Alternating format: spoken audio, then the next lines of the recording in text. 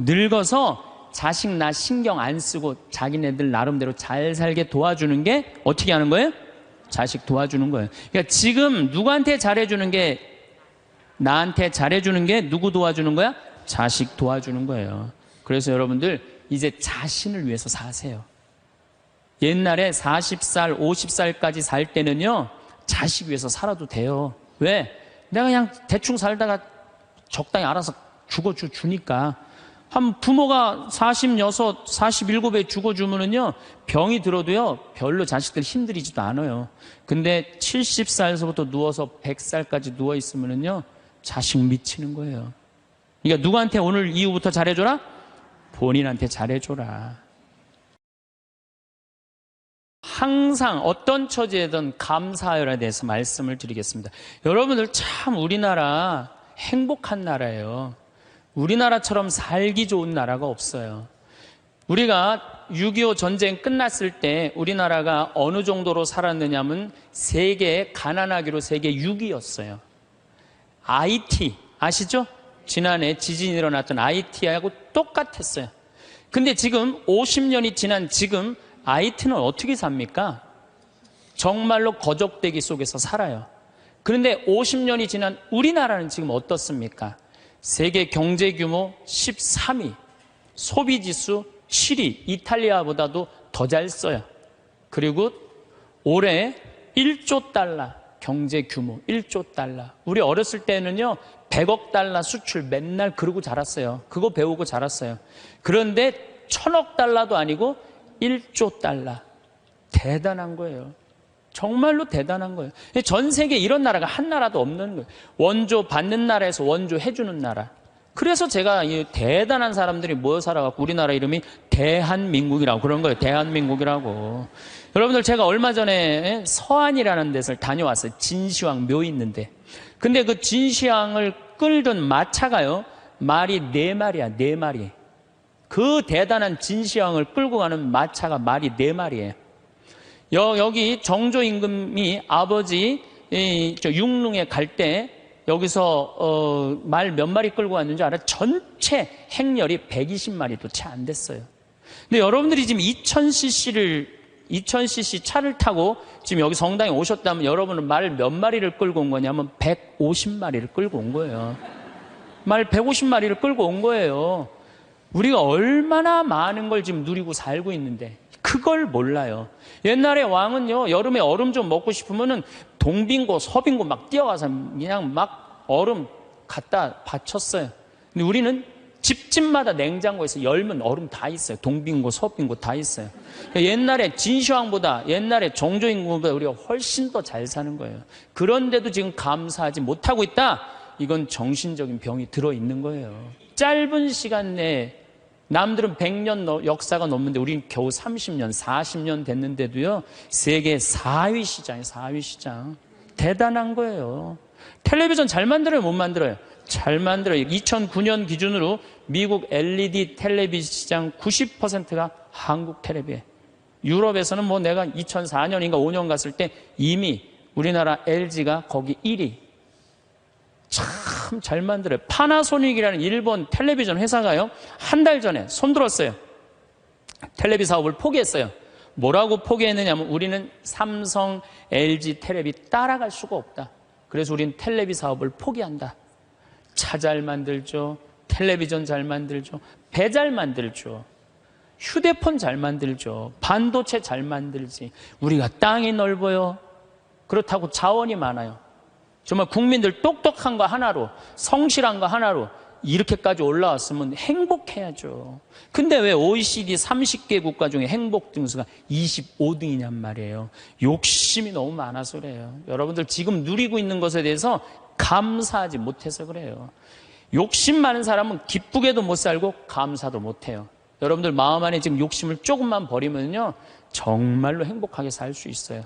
여러분들 우리나라 국부의 원천은 어디에 있다고 생각하세요? 국부의 원천은 살림에 있어요. 살림에.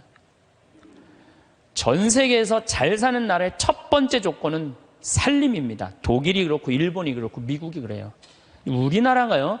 살림 녹화가 유엔에서 뭐라고 그랬냐면은 개발도상 국가 중에 산림 녹화를 성공한 나라는 대한민국 하나라고 그래요. 우리 지금 여기 할머니들 어렸을 때 산 빨겠어요, 안 빨겠어요? 빨겠죠? 근데 지금 우리나라 산 어디를 다나나 파래, 안 파래요? 정말로 파래요. 그 다음에 뭐 옛날에 이 산림청이 원래는 농림부에 있어야 되는데 우리나라는 산림청을 내무부에 넣어버렸어요. 왜 내무부에 넣느냐면 그 갈비 긁어가면은 그 사법권 행사하려고. 세계적으로 그런 예가 하나도 없다는 거예요. 그만큼 산림 녹화의 의지가 강했던 거예요. 지금 60대, 70대 되신 우리 할머니, 할아버지들이 사방공사 다 하고 맨날 가서 식목일에 나무 심고 이래서 이 나라가 이렇게 잘 살게 된 거예요. 우리나라가 언제부터 산림 녹화가 끝나냐면 1980년에 산림 녹화가 끝나. 그때부터 경제 성장 시작한 거예요. 제대로 된 성장. 이렇게 산이 풍요로운 나라가 없어요. 그런데 국민들이 안 행복해. 그 기가 막힌 산을 보고도. 그러니까 우리가 가지고 있는 가치에 대해서 우리 스스로 모르는 거예요. 그 다음에 여러분들 한류 많이 들어봤죠? 깜짝 놀랄 일이에요. 내가 일본에 가서 드라마를 보면요, 정말로 재미없어요. 정말로 재미없어요. 근데 우리나라 드라마 보면요, 정말 재밌어요. 어쩜 그렇게 잘 만들어, 드라마를. 저기 대장금을 내가 케냐 나이로비에 갔는데 거기서 나오더라고요. 중동에서 나오는 거 말할 것도 없고. 중동에서 대장금 할 때는 시청률이 90%라 아예 가게를 열 수가 없대. 사람이 돌아다니지 가게를 열지. 그러니까 사람이 없으니까 가게 사람들도 일찍 들어와서 다 보는 거예요. 그러니까 전 국민이 다 본다는 거예요. 참 대단하지 않아요? 그래서 대한민국이라는 거예요. 문화는요, 선진국이 끌고 가는 거예요. 그렇다면 이미 우리나라는 문화 선진국이 된 거예요. 그런데 왜 자살률이 세계 1위야? 15,430명이 2009년에 죽었어요. 1시간에 2명씩 뛰어내서 죽는 거예요. 이게 국민들이요, 돈도 많이 생겼고 문화도 높은데요, 정신적인 수준이 행복감, 만족감이 떨어지는 거예요. 이제 만족하고 살아야 되거든요. 근데 우리는 아직도 무슨 병이 들어있어? 1등병이 들어있는 거야. 아직도 1등병이 들어있는 거야. 아니, 나는 전교 1등은 들어봐도 전국 1등 하라고 아들 때리는 건 난 그게 이해가 안 가는 거예요. 전교 1등이라는 것도 꿈도 못 꾸는데 전국 1등을 안 한다고 아들을 야구방망이로 때리고 골프채로 때리고, 이게 우리의 불행이에요. 여러분들 1등 한다고 행복해요? 출세한다고 행복해요? 여러분들 요즘 텔레비전 보면요, 다 감옥 가는 사람들이요, 출세하고 돈 많고 1등 하는 사람 다 감옥 가요. 그렇지 않아요? 여러분들은 감옥 가고 싶어도 보내주지도 않아요. 여러분 감옥 가고 싶어 보내주지도 않아. 출세한 사람들이 고통을 겪는 거예요. 제일 행복한 사람은요, 1 더하기 1은 2다. 하루하루를 성실하게 사는 사람은 나쁜 짓 안 하고 도둑질 안 하고 사기 안 치고 그리고 성실하게 사는 사람이 매일 일 끝나고 성당에 와서 평일 미사하고 저녁에 갖고 성서 읽고 그리고 주무시는 분들이 제일 행복한 분들이에요. 5,000년 역사상 지금처럼 대한민국이 국부가 정말로 탄탄한 적은 없었어요. 요즘 제가 너무너무 대한민국에 대해서 전 자랑스러워요. 강의 외국을 나가면서 또 여기저기 여행 다니면서 환경 문제 때문에 좀 다니면서 내 나라가 너무너무 나는 우리 수원교구의 수원교구 대리구장 신부님이라고 있어요. 최재용 신부님이 정말 기가 막힌 말씀을 하시더라고요. 어떤 말씀을 하시냐면은 우리 이제 신부들이 이제 서품식 때 신부들이 한 30명 나오니까 서품 시간이 2시간, 3시간 길어지니까 신부들이 짜증을 부리니까 신부님이 이런 말씀을 하시더라고요. 나는 말이야, 이 고속도로에 차가 막혀 있으면 가슴이 너무 터질 듯한 기쁘대요. 터질 듯하게. 무슨 소리냐 그랬더니 자기 어렸을 땐 차 구경하기 하루에 한 대도 구경 못 했다는 거예요. 한 대도 구경 못 했는데 지금은 그 차가 너무 많아갖고 이게 그냥 꽉 차 있으면요, 내 나라가 이렇게 잘 살게 됐구나. 터질 듯 하다는 거예요. 그러면서 신부님 말씀이 서품식 옛날에 신부 하나 둘 나오는데 지금 30명씩 나오는데 그 줄 서서 가는 거 보면 가슴이 터질 듯 하다는 거예요. 그 터질 듯한 거랑 우리나라 자동차 터질 듯한 거랑 똑같다는 거예요. 그 말씀 들어보니까요, 정말로 맞는 말씀이에요. 이렇게 정말로 행복한 나라에서 국민들이 왜 감사하지 못하느냐고요. 하나 아쉬운 게 있다면은 우리나라가 다 잘 나가요. 근데 제가 환경운동하는 신부로서 제일 걱정되는 건 뭐냐면 식량이에요, 식량. 뭐 FTA가 어떻게 되는지 난 잘 모르겠어요. 그렇지만은 역사적으로 대왕 칭호를 듣는 사람들은요, 국민들 배 안 굶겨요. 식량 자급률 높여요. 세종대왕이 그랬어요. 세종대왕이 뭐라 그러냐면 백성은 밥을 하늘로 삼고 나라는 백성을 하늘로 삼는다고 그랬어요. 먹는 게 굉장히 중요합니다. 먹는 걸 무시하는 임금은요, 성군이 될 수가 없어요. 그래갖고 이 세종대왕이 뭘 했느냐면은 추구기. 이거 다 농사 때문에 한 거예요. 해시계. 이것도 다 농사 때문에 한 거예요. 27%의 백성이 굶어 죽었어요. 세종대왕 때. 근데 세종대왕 때 그거를 해결을 한 거예요. 정조 임금은 수원 소호에다가 인공 호수를 만들었어요. 그래갖고 제발 우리 백성들 안 굶긴다고 어떻게? 안 굶긴다고 뭐를 했느냐면은 거기 연구소를 했어요. 그래서 여러분들 농촌진흥청이 왜 지금 수원 소호에 가 있는 줄 알아요? 그 세종대왕의 전통을 이어받는다고. 근데 지금 우리나라가 식량 자급률이 27%밖에 안 돼요. 그런데 이번에 FTA를 통해서 더 포기하겠다는 거예요. 우리가 쌓아놓은 거 하루아침에 무너지는 건 식량이에요, 식량. 그래서 이 식량 문제만 우리 국민들이 정말 의식을 갖고 해결해 나갈 수 있다면 대한민국은 앞으로 세계 4위, 3위까지 올라갈 수 있어요. 그 다음 또 하나 잘해야 되는 거, 국회의원들. 제발 좀 싸우지 좀 않았으면 좋겠어요. 응? 이 예산안 처리를 한 번도 제때 처리한 적이 없어. 올해도 그냥 넘어가고 있어요. 국민들은 너무 잘하는데, 국민들은 너무 대단한데, 우리 국회는 세계 5대 최대 최악의 국회라고 선정이 됐으니 이게 참 안타까운 거죠. 내가 여의도 와서 강의해서 하는 소리에 저기다 대고 지금. 예. 그래서 우리는 정말로 이제 감사하면서 살아야 된다. 예, 감사하는 사람은요, 행복할 수 있어요. 그렇다면은 우리가 이제 어떻게 하면 행복하게 살 수 있느냐? 그걸 말씀을 드리겠습니다. 우리가 성모님한테 은총이 가득하신 마리아여, 그러죠? 여러분, 은총이 가득한 게 뭐죠? 내가 성당을 한 10년을 졌는데, 성당을 짓는다고 저녁에 삽자루를 쥐고 계속 삽질을 하고 있는데 기운이 안 나. 근데 형제 하나가 와갖고 딱 넥타이를 부르고 삽을 딱 잡으면요, 내가 기분이 너무 좋아요. 그 형제는 무슨 형제예요? 은총이 가득한 형제. 근데 우리는 성모님한테 은총이 가득한 마리아라고 그래. 성모님은 왜 은총이 가득하냐? 천사가 나타나갖고 마리아, 아이를 가질 것이다. 성모님의 첫째 반응은 그 말뜻이 무슨 말뜻일까? 곰곰이 생각해요. 은총 가득할 사람, 할 수 있는 사람은 첫 번째 조건은 곰곰이 생각하는 거. 내 인생이 어떻게 될까? 내가 처년대 아이를 가지면은 내가 이 아이랑 같이 돌에 맞아 죽지는 않을까? 요셉, 남편한테는 어떻게 해야 되나? 곰곰이 생각을 했어요. 자기 인생에 대해서. 여러분들은 이제 여기 지금 60살 되신 분들은 100살까지 살 것이고, 50살 되신 분들은 110살까지 살 것이고, 40살 되신 분들은 120살까지 살 거야. 그럼 나는 이제 자식 다 키우고 60살서부터 120살까지 뭐하고 살 거냐? 곰곰이 생각해야 돼. 만약에 곰곰이 생각 안 하는 사람은 은총 가득하게 살 수가 없어요. 저는 신학생 때 이런 생각을 했어요. 우리가 지금 성당 건물 짓는 것만 중요한 게 아니다. 앞으로 주 5일째가 되면은 교우들은 바깥으로 나간다. 2만 달러가 넘으면 거의 선진국이 예를 들어보면 전부 주일미사 안 하고 다 놀러 나간다. 그렇다면 이제는 교회는 도시에다가 건물을 짓는 게 중요한 게 아니고 자연 안에다가 교우들이 와서 기도하고 쉴 수 있는 데를 만들어야 된다. 나 그 신학생 때 곰곰이 생각했어요. 그 신부 되자마자 내가 땅 보러 다녔어요. 돈 한 푼도 없는데도 30억짜리, 40억짜리 막 땅 보러 다녔어요. 그런데 마침 교구에서 땅이 있고 선배 우리 김창린 신부님이 도와주셔서 내가 32살 때부터 필립보 생태마을을 꾸미기 시작했어요. 내 사제생활 20년 동안을 거의 그걸 다 한 거예요. 그랬더니 우리 주교님께서 황 신부 그 평창도 중요하지만 여주에 땅이 15만 평이 있으니 그걸 개발해봐라. 그래서 내가 지금 그거 개발 전담 신부예요.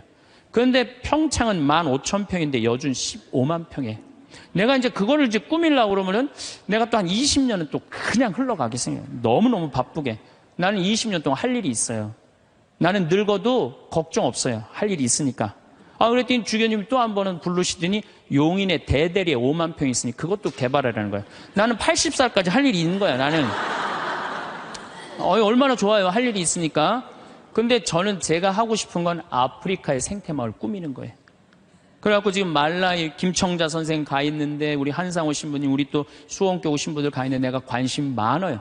그래서 나름대로 지금 준비를 하고 있어요. 그래서 내가 아프리카의 생태마을 꾸미려고 생각을 해보면은 100살까지 할 일이 있는 것 같아, 100살까지. 그리고 이제 대한민국을 나는 전체로 생태마을을 꾸미고 싶은 게 꿈이에요. 그래서 우리나라에 한 40개 생태마을을 꾸미고 싶어요. 그럼 난 120살까지 할 일이 있는 거야. 늙어서 할 일이 기다리고 있다. 이거 행복한 거예요. 여러분들 만약에 내가 60살에서부터 120살까지 아무것도 할 일이 없다. 그건 사는 게 저주예요. 오래 사는 게 저주예요. 여러분들 오늘 이후에 계획을 한번 짜보세요. 나는 60살에 뭘 할 거고, 70살에 뭘 할 거고, 80살에 뭘 할 거고, 90살에 뭘 할 거고, 100살에 뭐 할 거다. 신부님 언제 살지도 모르는데 그 사람처럼 바보가 없어요. 죽을 때 죽더라도 계획은 가져야죠.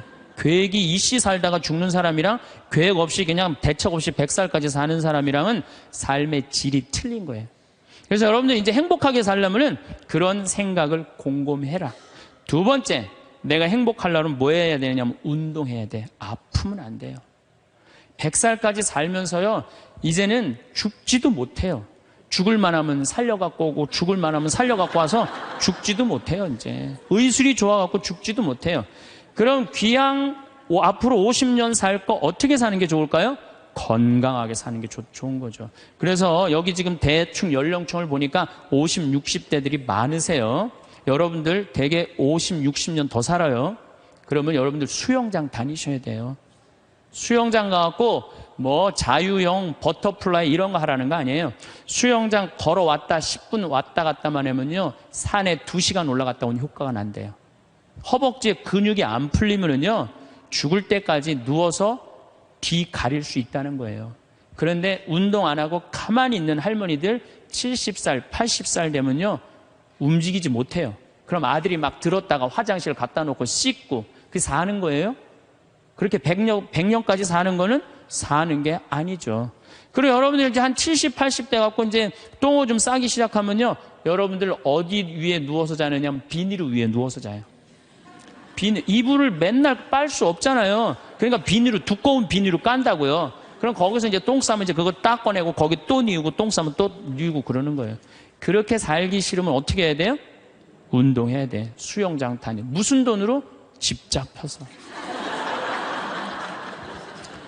여러분들, 자식들한테 재산을 물려준다고 자식을 사랑하는 길이 아니에요. 늙어서 자식 나 신경 안 쓰고 자기네들 나름대로 잘 살게 도와주는 게 어떻게 하는 거예요? 자식 도와주는 거예요. 그러니까 지금 누구한테 잘해주는 게, 나한테 잘해주는 게 누구 도와주는 거야? 자식 도와주는 거예요. 그래서 여러분들 이제 자신을 위해서 사세요. 옛날에 40살, 50살까지 살 때는요, 자식 위해서 살아도 돼요. 왜? 내가 그냥 대충 살다가 적당히 알아서 죽어주니까. 한 부모가 46, 47에 죽어주면은요, 병이 들어도요, 별로 자식들 힘들이지도 않아요. 근데 70살에서부터 누워서 100살까지 누워있으면은요, 자식 미치는 거예요. 그러니까 누구한테 오늘 이후부터 잘해줘라? 본인한테 잘해줘라. 그 다음, 이제 100살까지 사는 세상에는 친구가 중요해요. 친구가. 1살서부터 50살까지 살 때는 자식, 남편, 아내, 이게 전부예요. 근데 50살서부터 100살까지는요, 자식은 떠나고 누구하고만 살아? 아내하고만 살아요. 남편하고만 살아요.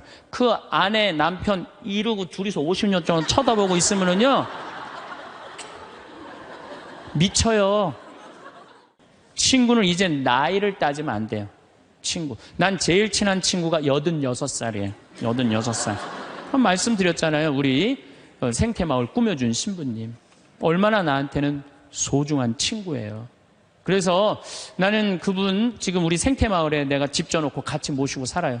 제가 일주일에 최소한 2-3번은 같이 식사를 해요. 얼마나 좋아요. 86살 되셔갖고 나하고 같이 밥 먹고. 난 또 72살 먹은 친구도 있어요. 여자친구. 친구는 나이가 많을수록 좋아요. 나이가 많으면 돈이 많아요. 돈이.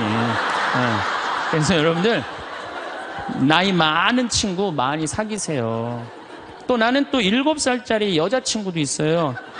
우리 생태마을에 부활절 때 성탄 때마다 꼭 와요. 너무 예뻐요. 미사 참여하면 천사예요. 천사. 하늘에서 내려준 천사. 그래서 작년에는 너무 예뻐서 내가 30만 원짜리 드레스를 강의 나올 때 사서 입혔어요. 너무 예쁘더라고요. 나이를 먹으면요, 입은 다물고요, 주머니는 열으라고 그랬어요. 나도 이제 주머니를 열 나이가 된 거예요.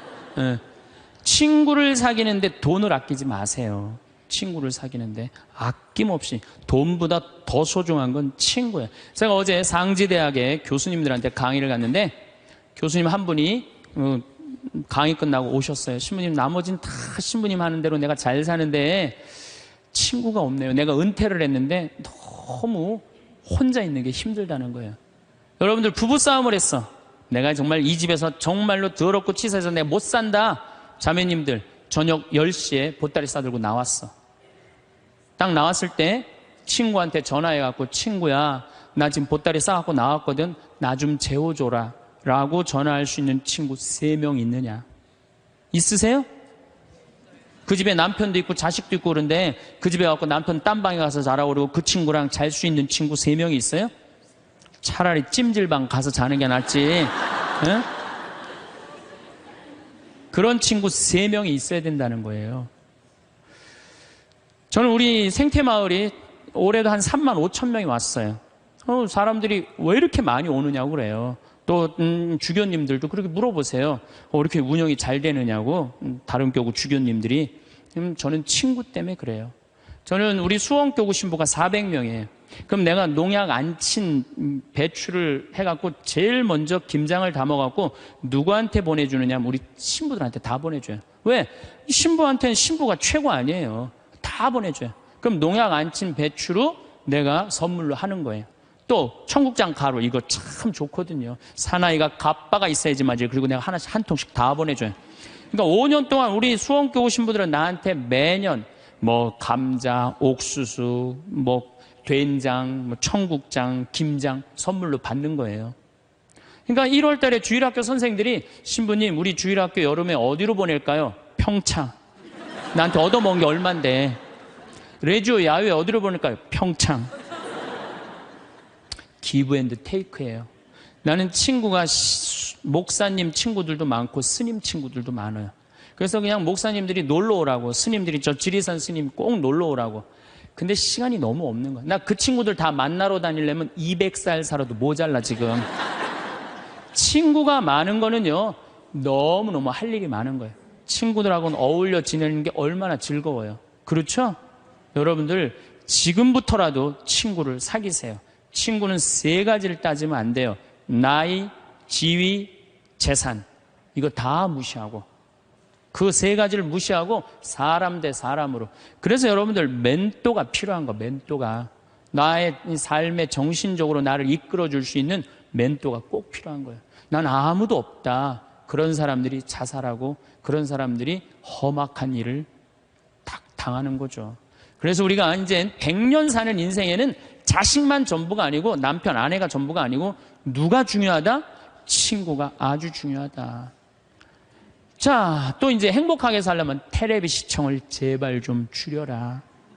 이 텔레비전이 문제 중에 문제예요. 제가 보기에는 우리 할머니들 가끔 나한테 이래요. 신부님 잠이 안 와요. 이런 할머니들 아침부터 저녁까지 텔레비전 본 거예요. 텔레비전을 보면 몸의 95%를 쓰지 않는데요. 텔레비전 볼 때 움직이지 않고 가만히 보는 거 아니야. 계속. 그러니까 저녁에 잠 자려고 그러는데 뭘 움직였어요. 피곤해야지 잠이 올 거 아니야. 그게 잠이 안 오는 거예요. 아침에 일어나고 수영장 가고, 성당에 노인대학 가고, 산에 올라갔다 오고, 그리고 뭐 탁구 치러 거기 노인정에 가고 탁구 치고, 하루 종일 뛰어다니면요, 밤에 자지 말라고 그래도 기절해서 자요. 아니, 텔레비전 내용 뻔하지 않아요?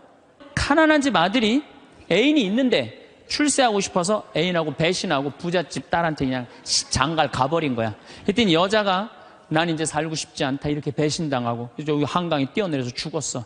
근데 길 가던 어떤 남자가 그걸 보고 뛰어내려서 구한 거예요. 물속에 들어갔고.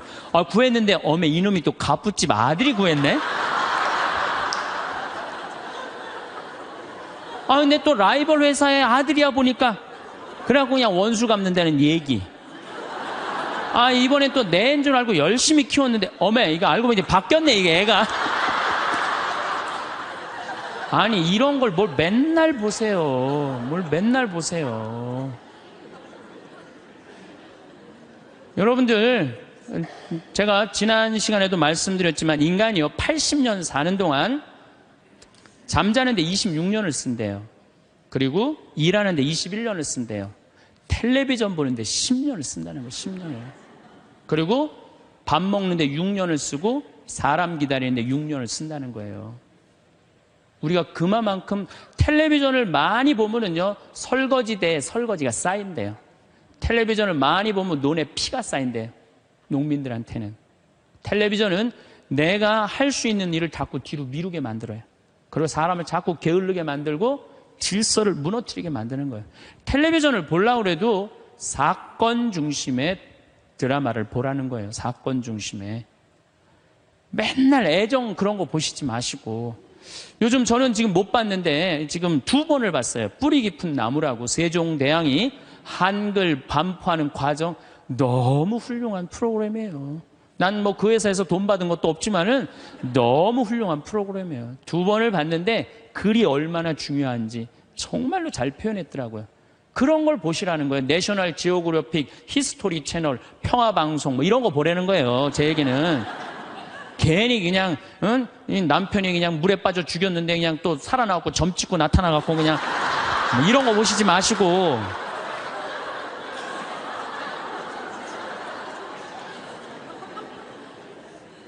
그래서 우리가 텔레비전이 굉장히 유익한 거예요. 근데 그걸 활용할 줄 몰라요. 아침부터 무작정 보는 거예요. 무작정. 네. 그래서 텔레비전을 많이 보면 치매에 걸릴 확률이 굉장히 높다는 거예요. 움직이지 않으니까. 움직이지 않으니까. 그래서 여러분들, 저한테 많은 분들이 신부님 그렇게 바쁜데 언제 책을 3권이나 쓰시느냐고. 텔레비전만 안 보면 돼요. 텔레비전을 안 보고 4시간 하루에 투자하면은요, 1년만 책상에 앉아있으면 책 한 권 나와요. 그 시간 텔레비전 보는 시간인데 그것만 안 보면은 책이 한 권 나오는 거예요. 그래서 여러분들도 앞으로 50년 동안 어떻게 텔레비전만 보고 살겠어요. 그래서 이제 100년 사는 인생에 행복하고 싶으면 공부해야 돼. 공부하셔야 돼. 이제는 초등학교 6년 중등고등학교 6년 배워갖고요 60살까지 울고 먹는 거예요. 최대한 봐준다고 해도 60살까지 울고 먹는 거예요. 그럼 60살에서부터 100살까지 살려면 뭐 해야 돼요? 당연히 공부해야 돼요. 제가 우리 교장 선생님들한테 강의 가고 또 교과부 장학사 선생님들한테 강의할 때 그런 얘기예요. 초등학교 절대 폐교하지 말라고. 초등학교 애들은 310만 명이지만 60세 이상은 거의 600만 명이에요. 그러니까 초등학교 1학년서 1반부터 3반까지는 8살 다니게 하고 60살에서부터 65살까지 가방 들고 학교 가게 하는 거예요. 의무적으로 누구나 다. 그래갖고 4반부터 6반까지는 60살 2학년 9살부터 1반부터 3반은 2학년 61는 4반부터 6반까지는 61 그래갖고 가방 들고 학교 가게 하는 거야. 그리고 1반 애들 3반 애들 4반 애들 애들이라니 1반 아이들 4반 늙은 아이들 학교 다니는 아이들 자매 결혼 시켜주는 거예요. 학교 갈 때 데리고 가고 수업 끝나면 집에 갖다 주고. 폭력이 어디 있어요? 폭력이. 그런 거 없어요. 그래서 제 지론은 60살부터 65살까지 학교 다니면서 재산 관리하는 방법, 자녀들과 좋은 인간관계 유지하는 방법, 건강 관리하는 방법, 그리고 여러 가지 배우는 거, 뭐 논어도 배워도 되고 얼마나 배울 게 많아요. 그 학교 졸업한 학생에 한해서 100살까지 살 자격증을 줘라. 산다고 사는 게 아니다. 그러니까 여러분들 이제 100년을 행복하게 살려면 어떻게 하셔야 돼요? 공부하셔야 돼요. 내 사는 맛, 사는 멋 저런 거 꼭 사서 읽어보라는 거예요. 꼭 책을 많이 사서 읽어보라는 거예요. 자, 그러고 난 다음에 행복하려면 어떻게 해야 되느냐? 웃어라. 웃으면 여러분들 행복해요. 마를린 먼로가 뭐라고 그러냐면은 유머가 없는 남자를 상대하는 거는 날감자를 먹는 거와 같다 그래요. 그러니까 여러분들 만약에 남편이 30년 동안 생전 웃긴 소리 한 번도 안 했어. 그럼 여러분들은 30년 동안 날감자만 먹고 산 거예요. 날감자만.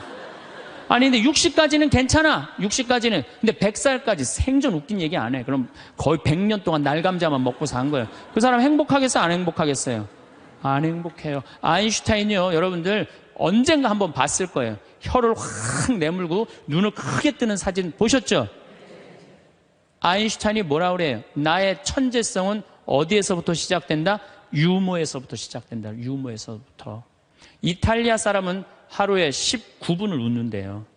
독일 사람은 7분을 웃고 한국 사람은 하루에 1분 웃는다는 거예요. 1분 웃는.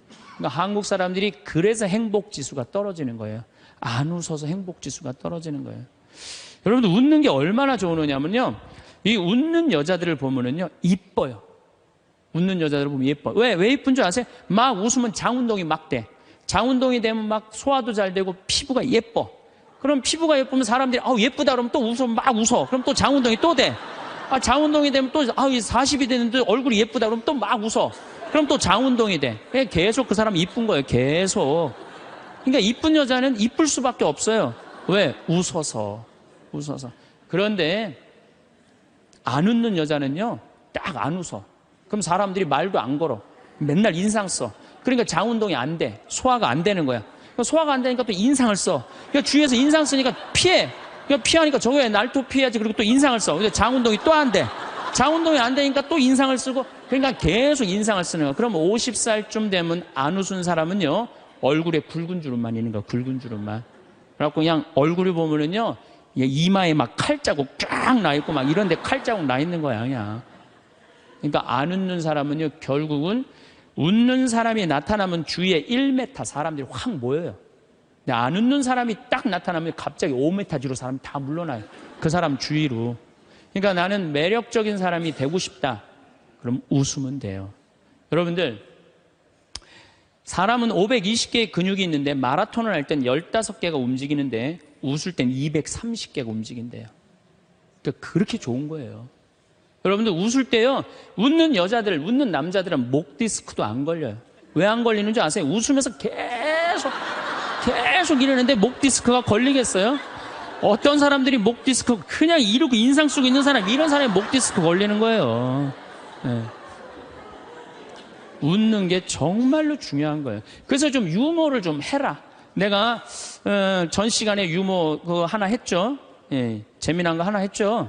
기억 안 나세요? 지금 또 재미난 유머 하나 할게요. 2개 할게요. 2개. 이 토끼의 집념이라는 유머예요. 이제까지는 강의고 지금은 유머예요. 토끼가 하루는 약국에 딱 들러가고, 아저씨 당근 있어요? 딱 그랬어요. 그때 약사가 토끼가 약국에서 당근을 찾으니까 기분이 나쁘단 말이에요. 약국엔 당근 없다 딱 그랬어요. 알았어요. 그리고 갔어요. 다음날 또 토끼가 또 왔어요. 아저씨 당근 있어요? 이놈 새끼 약국에 당근 없다는데 왜 자꾸 찾아오느냐고. 알았어요. 그리고 또 갔어요. 다음날 토끼가 또 왔어요. 아저씨 당근 있어요? 너 한 번만 더 약국에 와서 당근 찾으면 가위로 잘라버린다. 네 귀 딱 그랬어요. 알았어요. 그리고 갔어요. 다음날 토끼가 또 왔어요. 아저씨 가위 있어요? 그러니까 약국에 무슨 가위가 있느냐? 그러니까 이 토끼 하는 말이, 아저씨 그럼 당근 있어요? 그러더래요.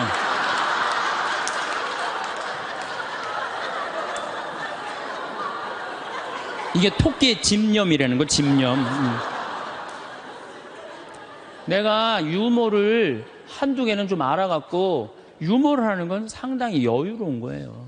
또 하나 재미난 얘기 해드릴게요. 이 숫자 2.5가 3한테 정말로 깍듯이 인사를 하는 거예요. 형님 안녕하셨습니까?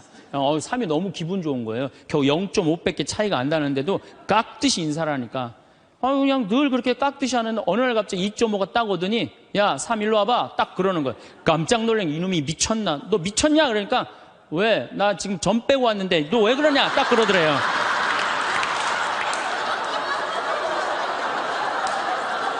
재밌어요?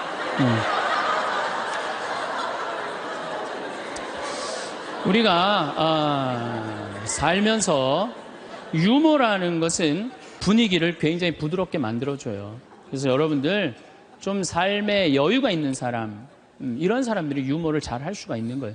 그러면 집안 분위기도 좋고 온 집안이 인상을 쓰고 있어봐요. 그거 좋겠어요. 그래서 항상 웃어라, 행복하고 싶으면. 그리고 귀양 100년 사는 거, 웃으면서 살면 좋지 않겠어요?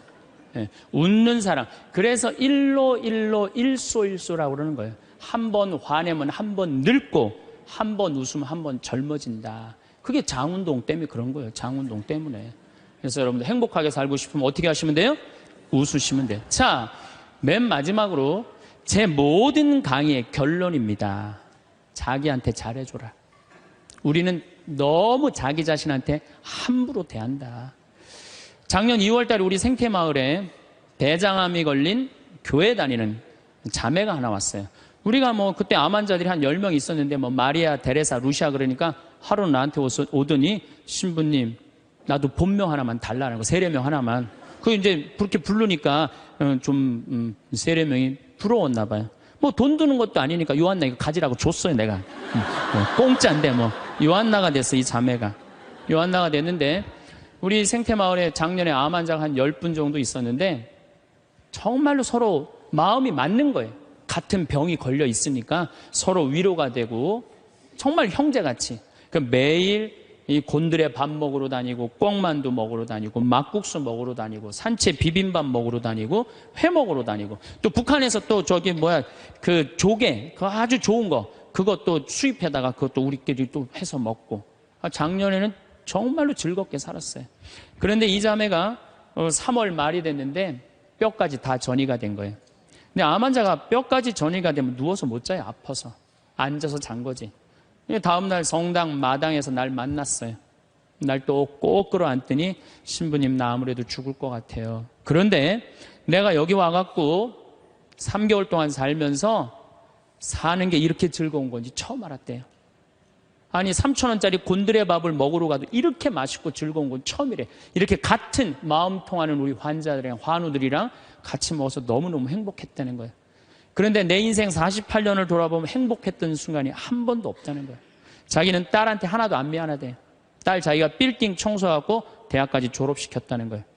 남편한테도 하나도 안 미안하대. 자기 3개월 동안 와 있는 동안 한 번도 안 와봤다는 거예요.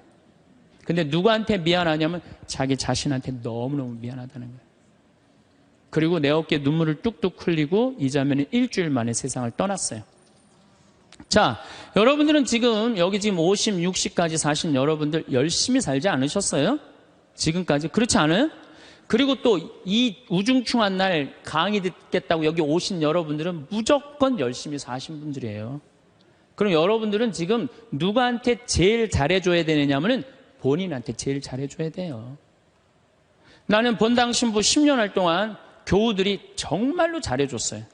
애 생기면 애 생겼다고 밥 사주고, 애 낳으면 애 낳았다고 밥 사주고, 그냥 정말로 그냥 건수가 얼마나 많은지 몰라요. 근데 내가 강원도 평창에 농사지로 딱 들어갔는데 사람이 아무도 없는 거예요. 나 밥 사주는 사람이 아무도 없는 거예요. 그리고 그냥 밤에 나오면 얼마나 깜깜한지 내 다리가 안 보여요. 다리가 보여야지 어딜 돌아다닐까. 몸만 보여, 몸만. 강시 떠도 둥둥둥도 떠다니는, 강시 떠다니는 것처럼. 밥 사주는 사람도 없고 갈비 먹고 싶은데. 근데 난 갈비 먹고 싶으면 뭐라 그러냐면은 창현아 갈비 먹고 싶냐? 가자 내가 사줄게. 난 나한테 내가 사줘요. 내가 또 회 먹고 싶으면은 창현아 회 먹고 싶냐? 가자 내가 사줄게. 난 나한테 내가 사줘요. 나는 나한테 내가 사주니까 남한테 원망 안 해요. 왜? 내가 즐겁게 먹으니까. 근데 여기는 우리 많은 자매님들 자기 돈으로 사 먹을 생각은 안 하고 아들이 사줄래나 남편이 사줄래나 1년 전에도 안 사주더니 또 안 사주네 이러고 그냥 맨날 청승을 떨면은요 알아주는 사람 아무도 없다고. 그리고 여러분들 100년 동안 살 동안 여러분들 행복을 이웃이 챙겨줄 수 있을까요? 남편이 100년 동안 챙겨줄 수 있어요? 자식이 100년 동안 챙겨줄 수 있어요? 행복은 누가 챙기는 거냐면 내가 챙기는 거예요. 내가 나한테 행복할 수 있도록 해줘야 돼요. 근데 그냥 자기한테는 잘해줄 생각을 안 하고 남이 나한테 안 해줄까 이것만 계속 바라고 있으면 그런 여자들이 복장 터지는 여자들이에요. 그런 여자들이. 이제는 행복의 주인공은 누구다? 나다. 옷도 좀 사 입으세요. 옷도. 자기가 무슨 군인이야. 철모 쓰고 그냥 1년 내내 딱 그냥 바뀌지 않는 옷 입고 돌아다니면요, 집에서 왔다 갔다 하면요, 이 전부 다 심란해요. 저는 지난 여름에 40일 동안 미국 LA 쪽에 순회 강연 가기 전에 서울 모본당에 강의를 갔는데 강사를 많이 줬어요. 마침 또 그냥 양복이 좀 안 맞아요. 살이 좀 쭉 한 10kg가 빠져갖고. 그래갖고 양복을 좀 사 입어야 되겠다. 그래서 문정 아울렛에 가갖고 내가 양복 사 입고 갔어요. 참 우리나라 옷도 잘 만들어요. 내가 50만 원어치를 옷을 샀는데 양복 2벌, 바지 2개, 50만 원인데 그렇게 사 입고 갔어요. 그럼 미국 이제 강의를 갔더니 교우들이 그러는 거예요. 어우, 신부님 양복 너무너무 멋있다는 거, 메이커냐는 거예요. 아니라고, 나 이거 내 돈으로 내가 아울렛 가서 내가 사 입고 왔다고. 내가 사 입어야죠. 옷도 마음에 드는 거예요. 여러분들도 10만 원짜리 들었다가 너무 비싸다 그리고 만 원짜리 죽지 마세요. 작년 영명축일에 우리 어머니가 너무 이쁜 옷을 입고 왔어요. 평창으로. 그래서 내가 어머니한테 물어봤어요. 어머니, 아들이 사줬냐 딸이 사줬냐 그랬더니 어머니 하시는 말씀이, 사주긴 누가 사주느냐고, 방송 보니까 신부님이 늙어서 옷 사 입고 싶으면 지 돈으로 사 입으라 그래서 내 돈으로 사 입었다는 거야. 내 돈으로. 근데 이 노인네가 150만 원짜리 사 입고 온 거예요. 근데 내가 잘했다고 그랬어요. 왜? 우리 어머니 아버지 자식 내 뒤도 안 돌아보고 키웠어요. 그러면 그 정도 보상받을 자격 충분해요. 난 그거보다 훨씬 더한 것도 받을 수 있다고 생각해요.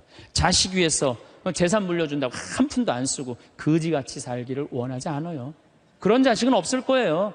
여러분들도 다 누구 위해서? 여러분 위해서 쓰세요. 그리고 대신 건강하게 사세요.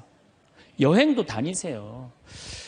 우리 어머니 77, 아버지 79 때 내가 그랬어요. 어머니, 아들이 신부인데 예루살렘은 갔다 와야 되지 않느냐. 아버지, 아들이 신부인데 베드로 성전은 갔다 와봐야 되지 않느냐. 같이 갔다 오자. 그랬더니 어머니가, 우리 외삼촌이 아주 부자였는데 미국에 작은 외삼촌 만나러 갔다가 거기서 돌아가셨어요. 객사하신 거죠. 그랬더니 어머니 하시는 말씀이, 우리 집은 멀리 가면 객사는 전력이 있어서 안 간다는 거예요. 그래서 내가 그랬어요. 자식들이 티켓 다 끊어놨으니까 갈래면 가고 말래면 말아라. 예. 그랬더니 어머니 아버지가 2달 전에 이제 가보니까 손잡고 산에 올라갔다 내려갔다 하더라고요. 길에서 안 죽으려고 체력 보강한다고. 한 달 전에 가보니까 옷 다 사 입고 준비 끝났어.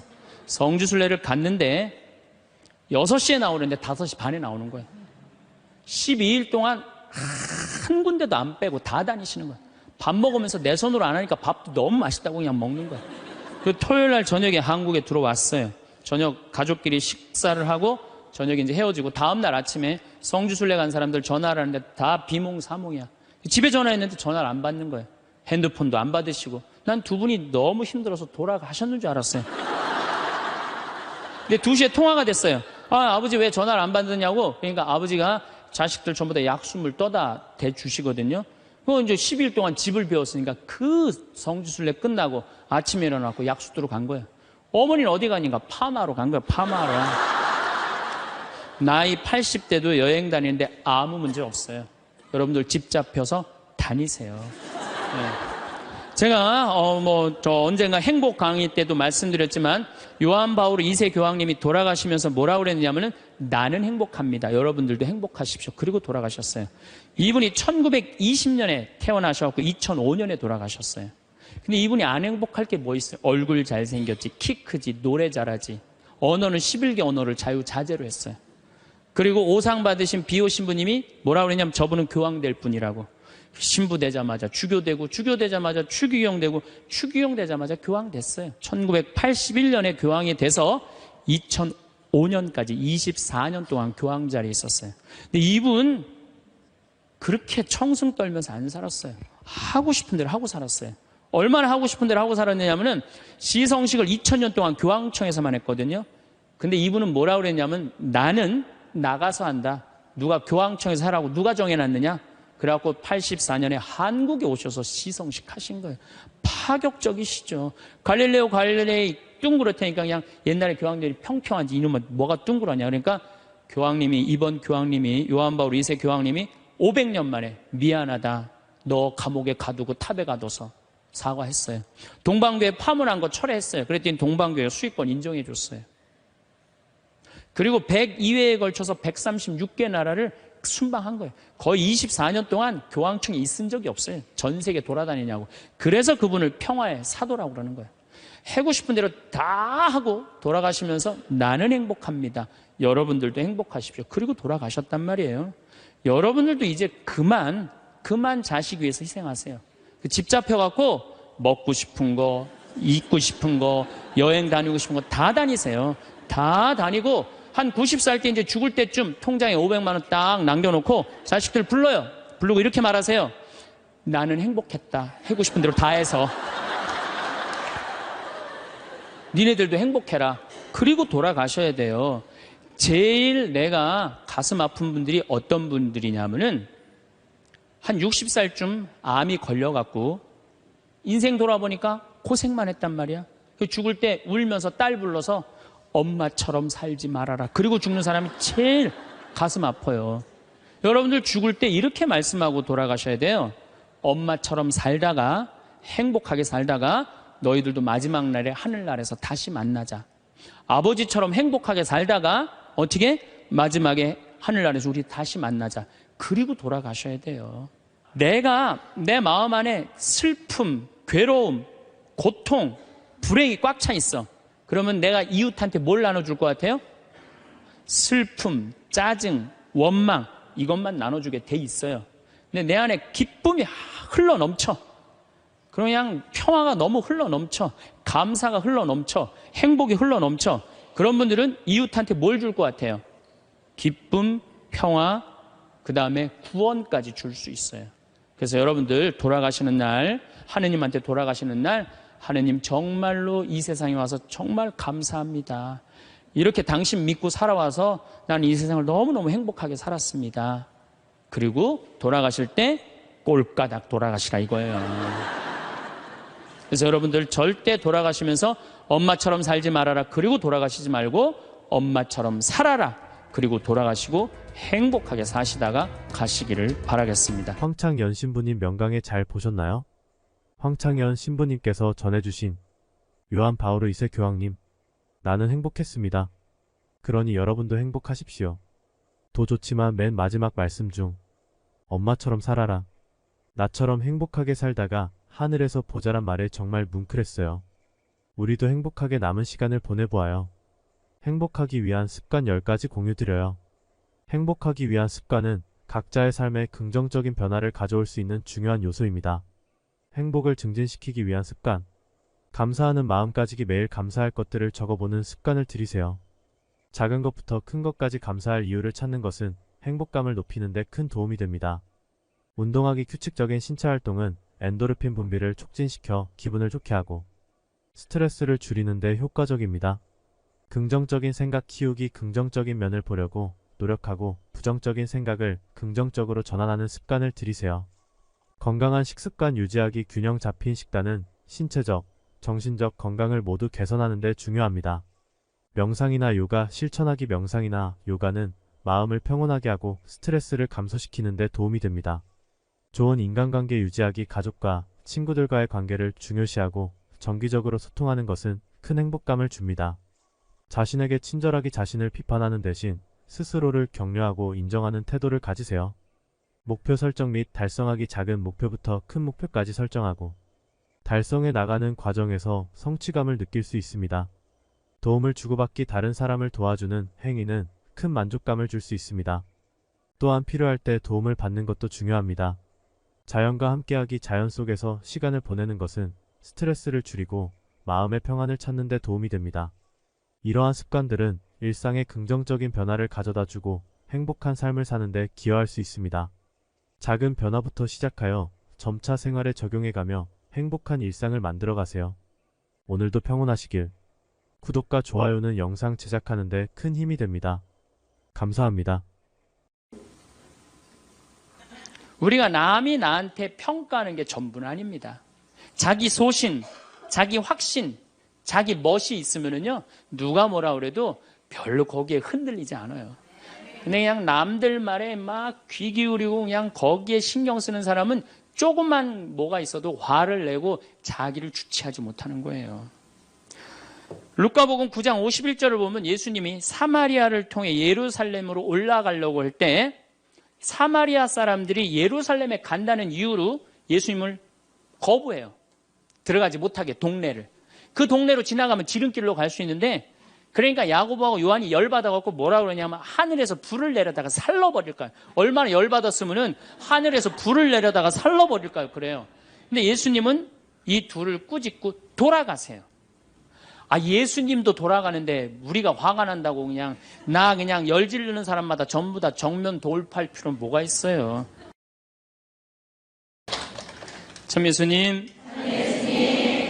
반갑습니다. 오늘은 우리가 화나십니까? 라는 주제로 강의를 하도록 하겠습니다. 만약에 우리가 인생 살아가면서 이 화만 안 내도 우리 인생이 굉장히 평탄할 것 같아요. 근데 가끔 잘 참다가도 그냥 갑자기 한번 화가 나면은 막 모든 게 막 뒤죽박죽 되시지 않으세요? 저는 이 한국 사회를 보면은 화로 꽉 찬 것 같아. 며칠 전에 그 지하철 2호선에서 할머니 한 분이 손자 같은 그 딸을, 손녀 같은 아이를 머리채를 막 힘도 얼마나 좋으신지 그냥 막 하는 모습을 보면서 아, 정말 우리나라에 화가 꽉 차 있구나. 우리 인생을 살아가면서 분노를 억제하지 못하고 돌이킬 수 없는 잘못을 저지를 때가 참 많아요. 홧김에 어떨 때는 부모도 죽여요. 홧김에 남편도 죽이고 홧김에 아내도 죽이고. 그래서 이 화를 잘 다스린다는 게 굉장히 중요한 것 같아요. 그럼 여러분 언제 화가 나요? 화가 나는 건 언제 화가 나냐면 무시당할 때. 남편이 시댁 식구들 앞에서 아니면 성당 모임에서 아, 우리 마누라는 할 줄 아는 게 아무것도 없다. 얼굴이 잘생겼나, 음식을 잘하나, 성격이 좋으나 마음에 드는 게 하나 없다고 정말로 남편이 구박하면은 정말로 속에서 부글부글 끓죠. 예, 내가 누구한테 남편뿐만 아니라 다른 사람한테 내가 무시당할 때 우리는 화가 나요. 여기서 분노가 끌어올리죠. 또 남편들은 또 언제 화가 나요? 이 세상에서 아내한테 구박받을처럼 화날 때가 없는 거예요. 당신 월급이 얼마냐? 우리 뭐 먹고 사냐? 누구 남편은 마누라 밍크코트 해줬대더라. 막 이러면은 남편도 막 홧김에 눈이 확 돌아가는 거죠. 여러분들도 남편, 아내 말고 또 누구한테 화날 때, 누구한테 무시당할 때 화가 나느냐면은 자식한테 무시당할 때 화나는 거예요. 더욱이 기가 막힌 거는 5살, 6살짜리한테 무시당하면요, 막 끌어올라요. 여러분들, 5살, 6살짜리가 막 엄마 말 안 듣고 살살 거짓말 시키면 화나요, 안 나요? 뻔히 이놈이 거짓말 하는 거 아는데도 살살 거짓말 시키면 엄마는 막 화가 나요. 그래갖고 엄마가 막 자백하라고 그러죠. 너 이게 거짓말 아니냐고. 그럼 애는 끝까지 감춰요. 그럼 엄마는 그거 감추는 게 화가 나갖고 애를 막 두들겨 패죠. 근데 사실은 여러분들 그 아이들한테 화나는 거는 애가 문제가 있어서 여러분들 마음 안에 화가 꽉 차 있어서 그래요. 아니 그 5살, 6살짜리가 거짓말하면 얼마나 하겠어요. 그리고 자기가 잘못하면은 거짓말하는 건 인간의 본능이에요.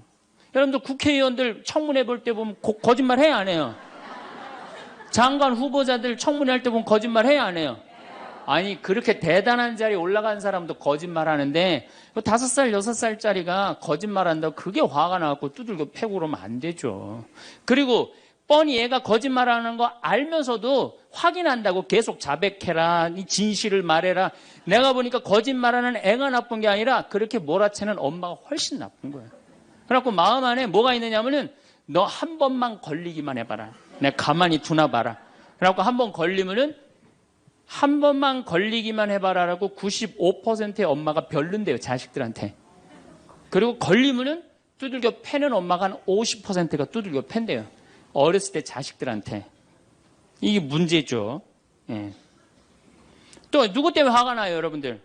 죽지도 않는 시어머니 때문에 열받잖아요. 그냥 막 90, 100살이 됐는데도 그냥 안 죽고 그냥 건강하고 배고프다고 그러고 밥 내놓으라고 그러고. 또 우리 또 할머니들은 누구 때문에 화나요? 내 마음 몰라주는 며느리 때문에. 그러니까 사실은 화는 어디서 가장 많이 나느냐면 가정 안에서 가장 많이 나는 것 같아요. 다른 데보다는 가정 안에서 자식 때문에, 남편 때문에, 부모 때문에, 아니면 며느리 때문에 화가 나는 거죠. 화는 날 때 보면 작은 일로 시작해서 크게 터집니다. 되게 아무것도 아닌 일로 화를 내기 시작해서 나중에 크게 터져. 그 화나는 걸 보면은 다이너마이트 이렇게 타들어가는 거 보시죠? 도화선 싹 타들어가다가 마지막에 터질 때는 어때요? 산도 무너뜨리고 막 굴도 막 만들어내고 그러잖아요. 그러니까 우리가 화가 날 때는 그 다이너마이트 도화선에서 살살살살 탈 때 그때 꺼야 돼. 그게 끝에 가갖고 이게 터질 때까지 나를 복구 기다리고 있으면 나중에 큰일 납니다. 여러분들 처음에 집에서 불이 났을 때, 조그만 불이 났을 때 빨리 끄면은 그 다음에는 번지지도 않죠. 근데 그 끄지 않고 그냥 막 계속 놔두면은 나중에 불이 커지면 그땐 끄고 싶어도 꺼요, 못 꺼요? 못 끄는 거예요. 그러니까 화라는 거는 잘 빨리 다스리는 훈련이 필요한 거예요. 내가 김치찌개 저녁에 요즘 배춧값이 너무 뛰었다고 그래서 딴 데 이 배춧값 신경 쓰느냐고 김치찌개를 좀 짜게 끓였어. 남편이 딱 한 숟갈 먹어보니 이놈의 마누라 맨날 끓이는 김치찌개 하나 제대로 못 끓이느냐고. 그럼 부인이 여보 미안해 요즘 배추 한 폭에 15,000원이래. 그래서 내가 그 어떻게 올 겨울에 김장을 할까 그걸 고민하다가 간 보는 걸 깜빡했어. 그러니까 오늘은 다른 반찬하고 먹으면 다른 날은 내가 맛있게 해줄게. 이렇게 말하는 마누라는 한 명도 없어요. 당신이나 외식 시켜줘 봤어? 아니 김치찌개가 짠 날도 있고 응? 맛있는 날도 있죠. 어떻게 맨날 당신 입에 딱딱 맞춰서 끓여주느냐고. 그럼 남편이 외식도 못 시켜주고 그래서 좀 미안해갖고 다른 반찬하고 먹으면 다행인데 남편 절대 안 지죠. 너는 맨날 집에서 텔레비전만 보고 해는 일이 뭐 있느냐고. 집안 청소를 제대로 하느냐, 반찬을 맛있게 하느냐. 그러면은 부인이 당신이 나 옷 하나 제대로 안 사주고 그래서 나 텔레비전에서 그거 내 아이 쇼핑 하는 거다. 그럼 또 남편이 넌 시집 올 때 해갖고 온 게 뭐가 있는데. 이러면은 점점 김치찌개로 시작해서 부부 능력 시집 올 때까지, 그리고 이제 나중에는 이렇게 사느니 너 죽고 나 죽자. 그래갖고 여러분들 뉴스 보도를 보면요, 자세히 보면요, 이런 뉴스가 굉장히 많이 나요. 아파트 15층에 느닷없이 14층에서 불이 나요. 그래갖고 소방관들이 와서 불을 끄고 주위 사람들 증언을 들어보면은 밤새 고함 소리가 오고 가고 난 뒤 불길이 치솟았다. 그러니까 이 홧김에 이렇게 사느니 너 죽고 나 죽자. 그래서 이불 방 한가운데다 갖다 놓고 석유 뿌리고 그리고 불 지르는 게 방화의 14%래요. 홧김에 지르는 불이 14%래요. 그 다음에 이 화라는 단어를 보면 불화자야. 여러분들 화가 나면 막 불이 나는 거야, 속에서. 이거를 다스리지 못하고 이거를 끄지 못하면은 우리가 점점 크게. 근데 화는 내면 낼수록 문제가 해결될까요? 문제가 꼬일까요? 화는 내면 낼수록 문제가 꼬여요. 제가 20년 전에 제가 알던 분 시동생이야. 이 양반이 굉장히 다혈질이었어요. 성탄절 전날 불법 유턴을 하다가 걸렸어요. 걸려갖고 정경이 딱 잡아갖고 불법 유턴했습니다. 벌점 15점에 벌금 7만 원입니다. 나는 안 했다. 내가 분명히 봤습니다. 이놈의 새끼 안 했다는데 왜 자꾸 그러느냐? 너 경찰서장이 누구냐? 누굽니다. 그래 마침 친구였나 봐요. 내 친구인데 너 가만히 안 놔두겠다고 귀싸대기를 때렸어요. 정경 귀싸대기를. 했더니 정경이 가만히 있어요. 공무집행방해로 철창에 집어넣어버렸어요. 그래서 거기서 길길이 뛰다가 그 자리에서 뇌출혈로 죽었어요. 불법 유턴한 거 하나 때문에. 근데 우리는 그런 일들 참 많아. 옛날에도 공중전화 오래 한다고 그런 사건도 있었죠. 그냥 아무것도 아닌데 그냥 조금만 한 번만 내가 이 고개를 숙이면 되는데. 저도 강의 다니느냐고 멀리 강의 갈 때 시간은 다가오고 차는 막히고 그러면 제가 불법 유턴도 많이 하고 빨간불일 때 건너도 많이 가요. 정말로. 왜냐하면 나를 기다리는 분이 보통 500명, 1000명인 경우가 많잖아요. 서울 올 때가 제일 그럴 때가 많아요. 딱 걸리면은 저는 딱 문 내리고 로만 칼라 딱 보여주면서 제가 뭐라고 그러냐면 정말 미안하다. 내가 불법 유턴한 거, 내가 신호 어긴 거 인정한다. 그렇지만 내가 강의가 있어서 그러니까 좀 잘 좀 봐줘라. 그런 경찰들이 대부분은요, 침 뱉은 거, 안전벨트 안 한 거, 벌점 없는 걸로 끊어주지, 굳이 그거 벌점 매기면서 끊어주는 경찰 없어요. 인생 살아가면서 고개를 한 번만 숙이면은 문제가 해결될 때가 너무 많아요. 근데 그 한 번을 숙이는 게 우리가 안 될 때가 참 많아요. 가끔 잘 하다가도 어느 날 안 숙여지는 날이 있죠. 그거를 숙이는 것을 훈련이 된 사람이 성숙한 사람이에요. 그 사람이 정말로 어디다 내놔도 그 사람 문제 없이 살 사람이에요. 화날 때마다 그냥 막 집어 던지고 막 그러는 사람 주위에 친구 하나도 없어지죠. 또 우리가 언제 화가 나요? 식구 가운데 자기만 손해보고 희생한다고 생각할 때 화나요? 안 나요? 오빠는 대학 보내고 나는 고등학교밖에 안 보냈어. 그럼 부모님한테 막 화가 나요? 안 나요? 나죠? 성당에서도 화날 때가 언제예요? 나는 성모에서 맨날 부엌에서 그냥 겉절이 김치 담그고 그냥 맨날 하는데 그냥 반찬 다 만들어갖고 내놓으면은 생전 성당에도 안 보이던 여자가 그냥 싹 여우같이 차려입고 와갖고 그거 딱 차려놓은 거 딱 들고 신부님 앞에 딱 가서 거기서 그냥 헤거리고 그거 주워 먹어본 거 보면은 이 식당에서 나는 그냥 완전히 그냥 식순이로 그냥 하다가 그냥 그거 보면 화 나요? 안 나요? 나죠? 내가 손해본다고 생각할 때 화가 나는 거예요. 성당 공동체에서 제일 미치는 건 뭐냐 하면은 누군가 자기를 비난하고 다니고 있어. 근데 그 사람이 누군지를 모르겠어. 나를 두고 분명 욕을 하는데 그럴 때 화가 나요? 안 나요? 날 때 많죠. 열받는 분 계신가 보다. 내가 시집 가서 내 시동생 어버 키우고 대학 보내고 장가 보내고 시누이도 그렇게 시집 다 내보냈어. 그래갖고 정말로 똥구멍이 찢어지게 가난한 집에 이 집에 와갖고 정말 다 이렇게 하고 다 먹고 살 만큼 해놨어. 그런데 환갑이 됐어. 그래갖고 야 내가 시집 와갖고 그렇게 잘해줬는데 내 환갑 때 다이아 반지를 해갖고 올 것이냐 유럽 여행 티켓을 갖고 오실 것이냐 기다리고 있는데 시동생 시누이들이 딱 환갑 때 왔는데 10만 원 봉투에 딱 넣어갖고 왔어. 그거 보면 열 받아요? 열 안 받아요? 열 무지하게 받죠. 네. 그래갖고 내가 너희들하고 인간관계를 갖나 봐라. 그리고 인간관계 끊고 사는 사람들도 많아요. 해준 게 돌아오지 않을 때. 그렇죠? 내가 잘해줬는데 돌아오지 않을 때. 근데 우리는 살아가면서 여러분들 여러분 이제까지 은혜 받은 만큼 다른 사람한테 은혜 갚으셨어요? 저는 신부 되기까지 많은 신부님들, 많은 수녀님들, 많은 교우들이 저를 도와줬어요. 근데 신부 돼갖고 일일이 그분들한테 쫓아다니면서 다 감사했는가? 생각해보니까 다 하지 못했더라고요. 나도 다 감사하지 못했는데 내가 그 감사를 받지 못한다고 화낼 필요는 없지 않는가 그런 생각이 들어요.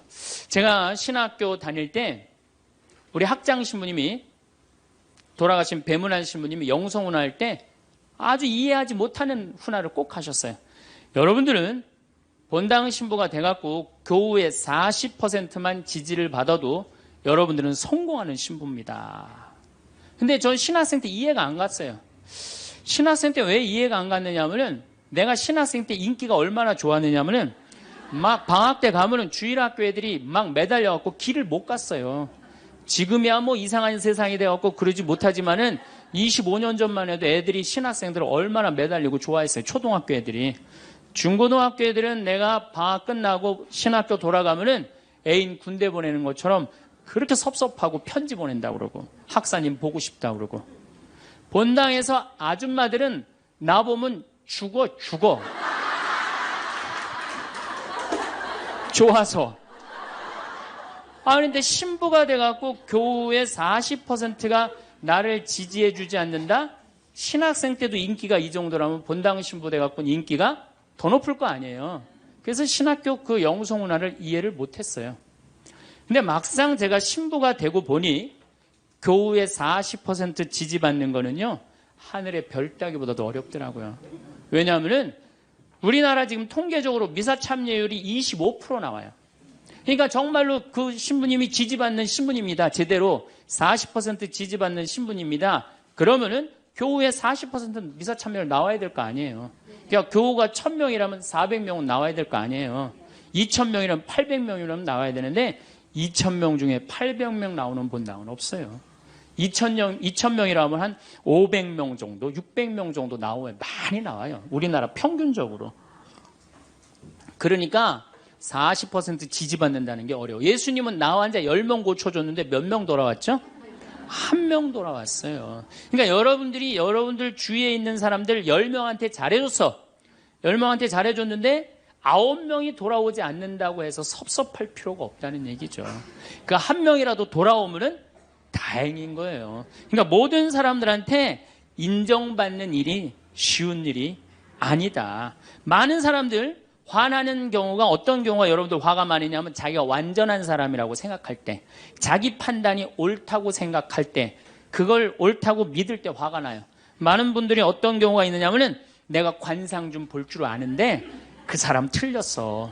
아니면 내가 관상 좀 볼 줄 아는데 그 사람 진짜 괜찮은 사람이야. 이 중에 관상 못 보는 사람 어디 있어? 50년, 60년 살으면은 딱 보면 다 알지. 그렇죠? 그런데 그게 맞는 경우도 있고 틀리는 경우도 참 많아요. 근데 우리는 어떤 착각을 갖고 있냐면 내가 적어도 판단하는 건 맞다고 생각해요. 다 여기 저를 포함해서 여러분들 모두가 그런 생각을 해요. 근데 그게 허물어졌을 때 화가 나는 거예요. 그게 허물어졌을 때. 제가 지난달에 뉴욕에 강의를 갔었어요. 퀸즈 성당이라는 데서 강의를 했는데 교우들이 진짜 많이 나왔어요. 정말로 꽉 찼어요. 강의를 하는데 정말로 반응이 아주 좋더라고요. 강의가 끝나고 이제 본당 신부님하고 사제관을 올라가는데 따라오는데 이게 한국 사람이 안 따라오고 미국 여자가 따라오는 거예요. 미국 여자가 따라와갖고 그러는 거예요. 신부님, 자기가 신부님 강의를 한국말을 잘 못 알아들어서 잘 알아듣지는 못하지만은 너무 감동을 받았다고. 신부님은 정말로 하느님의 사람이라고. 나는 듣다 내 강의를 정말로 감동받다 못한 미국 여자까지 내 강의를 감동을 받는구나.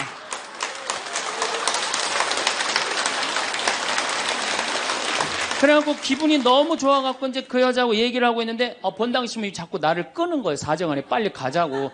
나 지금 미국 여자하고 얘기하는데 지금 본당 신부님이 내 팔을 자꾸 끄는 거예요. 그래갖고 아니 신부님 나 좀 빨리 가자고. 나를 본당 신부님이 가자고 그랬는데 어떻게 가자고 그랬더니 본당 신부님이 조금 지나가더니 신부님이 그러는 거예요. 신부님 저 여자 이거라고 이거.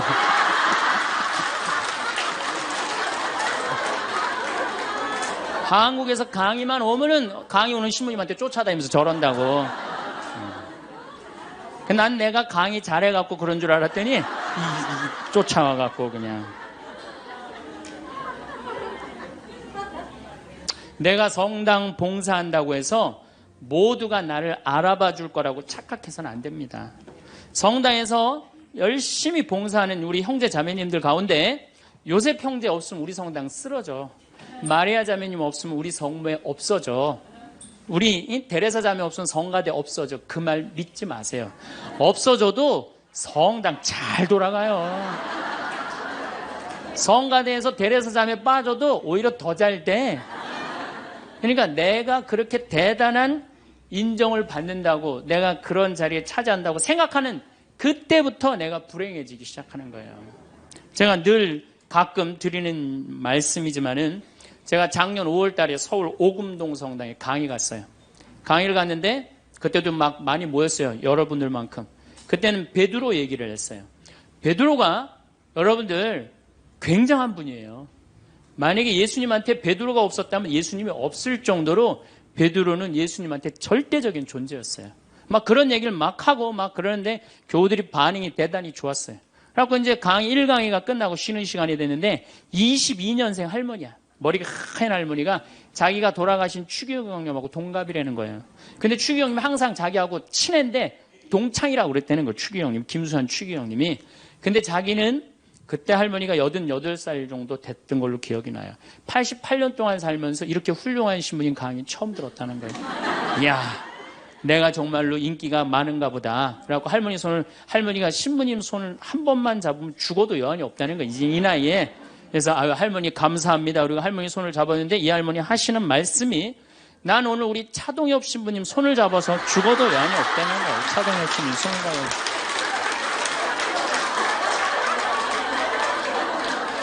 그래서 제가 그랬죠. 할머니, 저는 차동엽 신부가 아닙니다. 저는 황창현 신부입니다. 그렇게 분명히 말씀을 드렸는데 이 할머니는 황창현이라는 사람 알지도 못하는 거예요. 그래갖고 또 뭐 상담하고 싶다는 분들이 있어서 상담을 쭉 하고 있는데 저쪽에 있는 할머니가 안 가고 기다리고 계시더라고요. 사람들이 다 떠나는데 할머니가 또 오셨어요. 이 유명한 신부님 손 한번, 우리 차동엽 신부님 손 한번 더 잡아보자고.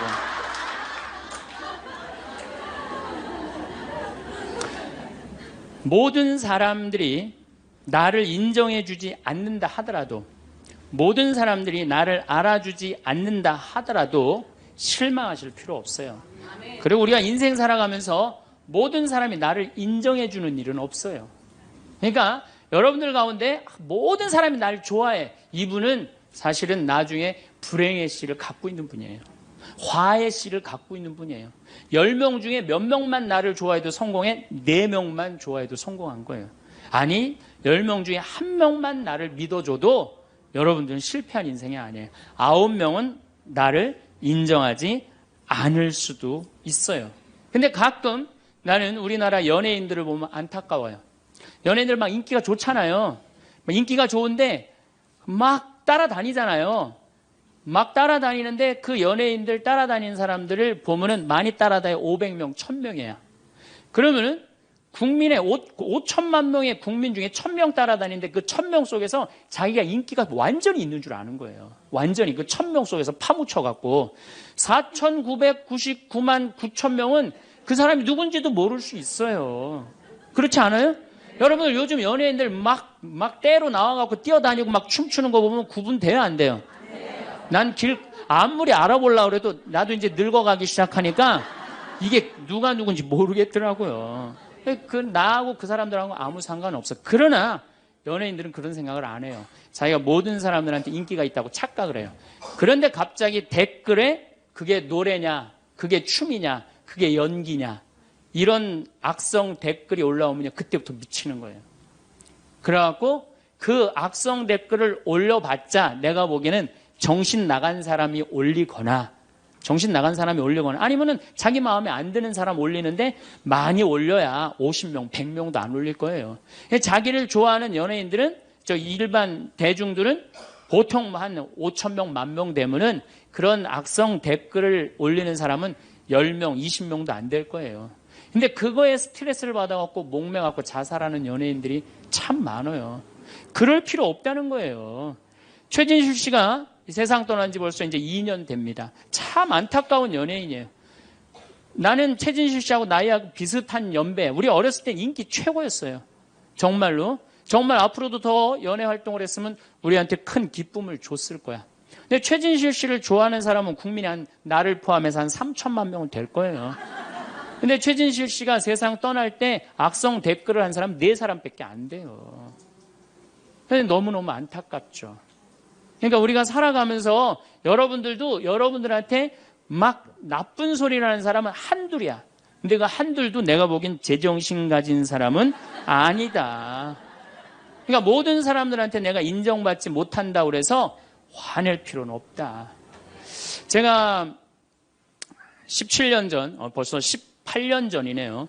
철산성당이라는 경기도 광명 보좌 신부를 했어요. 보좌 신부를 했는데 거긴 교우가 14,000명이야. 14,000명. 예비자 교리반을 딱 맡았는데 100명이 딱 있는 거예요. 새로 신부는 됐지. 그냥 교리 교환을 신학교 때 얼마나 공부를 열심히 하고 준비를 열심히 했어요. 100명이 있으니까 기분이 너무 좋더라고요. 그래서 그냥 교리를 그냥 얼마나 열심히 했는지 몰라요. 근데 한 달이 지났는데 늘어나도 전찬을 판국에 아니 이게 줄어들기 시작하는 거예요. 90명으로 줄어드는 거예요. 2달이 지났는데 80명으로 줄어드는 거예요. 3달이 지났는데 진짜 딱 반토막이 나더라고. 50명으로. 그랬더니 봉사자들이 맥주하고 안주를 사갖고 와서 나를 위로해 주는 거예요. 신부님, 실망하지 말아라. 원래 교리반이 이렇게 어중이 떠중이 다 떠나고 이렇게 오리지널만 3개월 지나면 딱 남는다. 그리고 실망하지 말으셔야 되는 이유가 수녀님 반은 더 떨어졌다. 그러니까 실망하지 말아라. 그때 제가 뭐라고 그랬냐면, 여러분들은 요한복음 6장도 읽어보지 않았느냐. 요한복음 6장에 무슨 얘기가 나오는, 예수님이 5,000명 먹인 기적 얘기가 나와요. 근데 요한복음 4장에 보면 예수님이 죽어가는 고간의 아들을 살려요. 그냥 예수님 활동하자마자 첫 기적은, 요한복음에서 첫 기적은 가나에 술 많게 하는 기적이고, 두 번째 기적이 뭐냐면은 죽어가는 고간의 아들을 살리는 거예요. 그건 죽어가는 고간의 아들을 여러분들 본당 신부가 새로 발령받아 와서 내 아들이 암으로 막 죽어가. 내 신부님이 가정방문 와갖고 내가 안수기도 한번 해볼게. 그래갖고 안수기도를 해줬는데 암으로 막 죽어가려고 그러는 아들이 살아났어. 그럼 그 신부님 인기가 본당에서 어떨 것 같아요? 성당 안 나오던 교우들도 그 신부님 구경하러 다 나올 거, 미사 참례. 예수님 엄청나게 따라다녔어요. 그런데 요한복음 5장에 보면 예수님이 38년 동안 벳자다 연못에서 누워있던 사람을 지나가다가 측은한 마음이 들어서 일으켜 세워요. 근데 신부님, 우리 시어머니는 중풍으로 38년 동안 누워있었다고? 그럼 내가 또 한번 안수기도 해볼게. 가서 안수기도 했는데 시어머니가 38년 만에 일어났어. 그럼 본당 신부님 인기는 하늘을 찌르는 게 아니라 하늘을 뚫고 올라갈 거예요. 그 정도로 예수님 인기가 그렇게 좋았어요. 그래갖고 이 사람들이 예루살렘에서 예수님이 그런 기적을 하셨는데, 예수님을 갈릴레아 호수까지 몇 명이 따라가느냐 하면 5,000명이 따라갑니다. 자기네들 스스로 제자라고 그러면서 5,000명이 따라가요. 5,000명이 따라가는데 보니까 3일 동안 이 사람이 밥을 못 먹어. 그러니까 예수님이 빵 5개, 물고기 2마리로 5,000명을 먹여요. 그러니까 당시 유대인들이 뭐라고 그러냐면, 우리가 드디어 기다리던 왕이 왔다. 왕으로 억지로라도 모시자. 그래요. 그러니까 예수님이 딱 사라졌다가 저녁에 딱 나타나는데, 갈릴레아 호수에 나타나는데 성서에 25에서 30 스타디온 정도 배가 떨어져 있었다고 그랬어요. 그럼 완 스타디온은 얼마냐? 한 200m 정도를 완 스타디온, 한 스타디온이라고. 여러분들 스타디온이 어디서 온 말이에요? 스타디움 한 바퀴를 돌고 있습니다. 그러잖아요. 그 스타디움이 성서에서 나오는 스타디온에서 나온 얘기예요. 그러니까 한 스타디온은 한 200m 정도 되는 거예요. 그걸 30 스타디온을 걸었다면은 얼마를 걸은 거냐면은 6km를 걸은 거, 무리를 쫙. 미치는 거죠. 사람이 무리를 걸은 거를 보면 미치지 않아요? 만약 여러분들 내가 강의한다고 저 뒤에서 걸어서 안 들어오고 공중부양으로 떠서 쫙 들어온다고 생각을 해봐. 강의할 필요 있어요, 없어요? 잠깐 떴다가 그냥 쫙 나가면 그걸로 끝이지. 그러니까 당시의 유대인들은 예수님한테 완전히 반한 거예요. 근데 다음날 예수님이 이상한 말을 해요. 참으로 확 끼얹어요. 내가 진실로 진실로 너희에게 말한다. 너희가 사람의 아들의 살을 먹지 않고 그의 피를 마시지 않으면 너희는 생명을 얻지 못한다. 그러나 내 살을 먹고 내 피를 마시는 사람은 영원한 생명을 얻고 나도 마지막 날에 그를 다시 살릴 것이다. 내 살은 참된 양식이고 내 피는 참된 음료다. 군중들이 눈이 동그래요. 여러분들은 살 먹고 피 먹는 얘기 하도 많이 들어서 안 이상하죠? 그런데 다른 종교인들이 우린 예수님 살 먹어, 예수님 피 마셔, 그러면은 어떻게 생각할 것 같아요? 식인종 아니면 드라큘라 둘 중에 하나예요. 예수님 피 먹는 거면. 그러니까 당시의 유대인들이 뭐라고 그러냐면, 이 말씀은 듣기가 너무 거북하다. 누가 듣고 있을 수 있겠는가? 그러니까 그러면서 떠나요. 그러니까 예수님이 당신의 말씀을 두고 투덜거리는 것을 속으로 아시고 그들에게 이르셨다. 이 말이 너희 귀에 거슬리느냐? 그리고 성서에 이렇게 우리에게 말합니다. 이 일이 일어난 뒤로 제자들 가운데 많은 사람이 되돌아가고 더 이상 예수님과 함께 다니지 않았다. 다 떠나간 거예요. 말을 알아듣기 너무 어렵다고. 그러니까 이제 예수님이 이제 딱 12명 딱 남아있는 거, 어떤 무식한 어부 12이 눈을 동그랗게 뜨고 예수님을 쳐다보는 거예요. 예수님이 이때 뭐라고 그러냐면은, 너희도 떠나고 싶으냐. 그러니까 이 12마저 떠나면 예수님 완전히 낙동강 오리알 되는 거예요. 이때 대단한 인물이 하나 나옵니다. 누구냐? 베드로예요. 다 떠났음에도 불구하고 의리를 지킨 분이 베드로예요. 당신은 영원한 생명을 주시는 말씀을 가지고 있는데 우리가 어디를 갑니까? 그리고 예수님은 이 12하고만 다니세요. 그리고 요한복음 6장 다음에 7장에는 뭐라고 써 있느냐면은 이들이 예수님을 죽이려 함으로 예수님은 더 이상 공식적으로 돌아다니지 않고 몰래 숨어서 갈릴레아만 다니셨다고 그래요. 그러니까 이 12하고만 그냥 돌아다닌 거 죽이려고 그러니까 피해서. 그러니까 예수님이 그렇게 죽어가는 고간 아들 살리고 38년 동안 배짜다 연못에 누워있던 사람 살리고 5,000명 먹이고 생 난리를 쳐갖고 막 5,000명이 따라다니다가 결국은 몇 명 건졌느냐? 12명 건진 거예요. 여러분들 5,000명 중에 12명 건진 예수님이 나요? 100명 중에 50명 건진 제가 나요? 누가 나요? 내가 낫지 않아요? 아니 내가 예수님보다 나은데 뭐 그 예비교 50명 떨어졌다고 실망할 게 뭐 있어. 나는 가끔 한심한 레지오 단장들이 있어요. 신부님 우리 단원이 10명인데 오늘 2명밖에 안 나왔습니다. 그래서 둘이서 울면서 개응을 했습니다. 우리 레지오 해체해야 될까 봅니다. 이렇게 오는 단장이 있는데 한심한 단장이죠. 10명 중에 2명 나왔다 그러면 20% 지지받는 단장이야. 자, 5,000명 중에 12명 남긴 예수님이 나요? 10명 중에 2명 나온 단장이 나요? 누가 나? 단장이 훨씬 나은 거예요. 또 요즘 우리나라 구역 반모임 활성화를 위해서 굉장히 많이 노력하죠. 근데 많은 경우 반장님들, 구역장님들이 실망해요. 우리 구역이 10세대인데 3세대밖에 안 나온다. 4세대밖에 안 나온다. 이렇게 실망하는 분들이 굉장히 많아요. 그러면은 10세대 중에 3세대나 4세대 나오면 이건 본당 신부보다 난 사람이에요. 예수님보다는 뭐 더 난 사람이고 실망할 필요가 뭐가 있어. 예수님 뭐라 그러냐면 너희 중에 단 2-3 사람만 모여도 내가 그곳에 함께 있겠다. 그러면 됐지 뭐 이렇게 욕심이 많아요. 그러니까 여러분들 모든 사람들한테 인정받는 건 쉬운 일이 아니고 인정받으려고 할 때 우리 인생이 피곤해지고 화가 난다 이거예요. 제가 2년 전에 평화방송에 강의를 한 2달 정도 했어요. 많이 한 것도 아니에요. 2달. 그런데 정말로 인기가 대단하더라고. 막 전화가 얼마나 오는지. 특히 천주교 교우들은 의외로 전화를 안 하더라고. 개신교 성도들이 얼마나 전화를 많이 하는지 몰라요. 신부님 너무너무 설교 좋다고. 예. 천주교 교우들은 왜 전화하느냐 하면은 천주교 교우들은 원래 입이 무겁잖아요.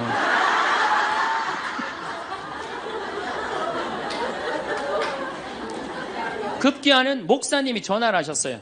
신부님 우리 교회에 와서 설교를 주일 예배에 좀 해달라는 거예요. 그래서 제가 주일 예배에 가서 설교를 했어요. 그때 이번에는 천안에서 스님이 전화를 하셨어요. 우리 절에 와서 설법을 해달라고. 더욱이 나는 그 주지 스님을 아직도 잊지 못하는데 참 좋으세요. 겸손하시고. 상좌에 앉혀서 제가 설법도 주일날 했어요. 뭐 인기가 뭐 천주교, 개신교, 불교 막 올라가는 거예요. 기분이 끝내줬는데 갑자기 전화가 한 통 왔어요. 평촌에서 사는 할머니야. 근데 이 할머니가 전화를 우리 직원한테 황창현 신부를 바꾸라고 전화가 온 거예요. 근데 문제는 황창현 신부님을 바꾸라는 건 좋은 말 하려고 전화한 거예요. 근데 황창현 신부를 바꾸라는 건 따지려고 전화한 거예요. 전화를 딱 받았더니 당신은 정의구현 사제단이냐 딱 그렇게 물어보는 거예요. 그래서 난 정의구현 사제단이 아니다. 그랬더니 정의구현 사제단도 아닌데 왜 운하를 반대하느냐. 우리나라 경제가 살려면 운하를 해야 된다. 젊은 신부가 경제도 모르고 사회도 모르고 정치도 모르는 신부가 방송에 나와서 운하가 안 된다고 1시간 동안 떠들면 되겠느냐. 그리고 당시 수원교구 주보에다가 운하 안 된다고 한 달을 주보에다 써내는데 그 60만 명, 70만 명이 있는 주보에다 그런 글을 쓰면 되느냐. 그리고 당신 앞에 행복론 강의도 하나도 재미없었다.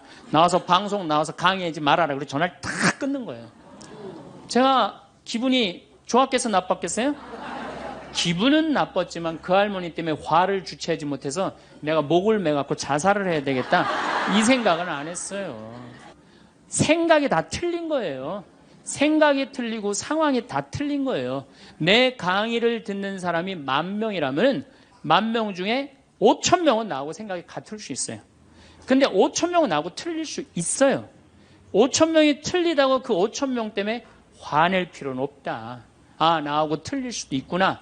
이렇게 생각하면은 마음이 편안하거든요. 근데 그런 것 때문에 뭐 화를 내고 열낼 일이 뭐가 있어요. 또 한 번은 내가 노인에 대한 강의를 했어요.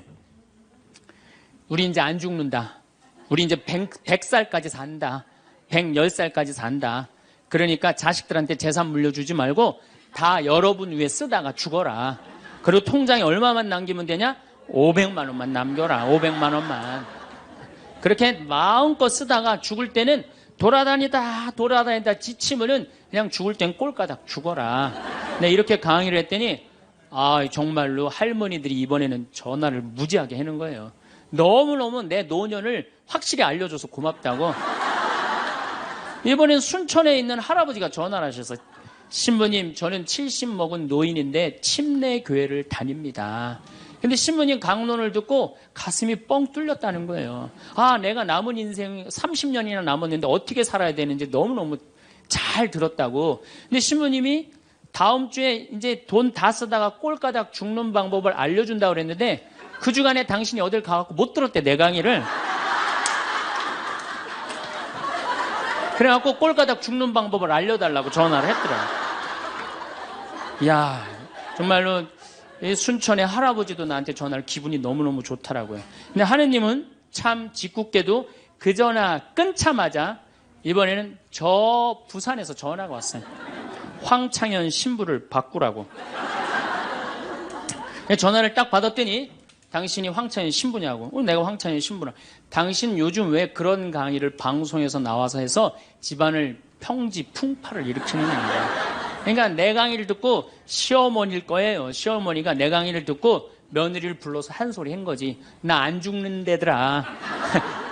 너 나 다 나 위해서 쓰다가 나 통장에 500만 원만 남길 테니까 나한테 유산 받을 생각 꿈도 꾸지 말아라. 그렇게 이제 얘기를 한 거야. 그러니까 그냥 열받으니까 나한테 전화를 한 거죠. 그런 강의 하지 말라고. 그리고 그 다음에는 한마디 더 하더라고요. 당신 강의하는 거 재수없다고 그랬죠.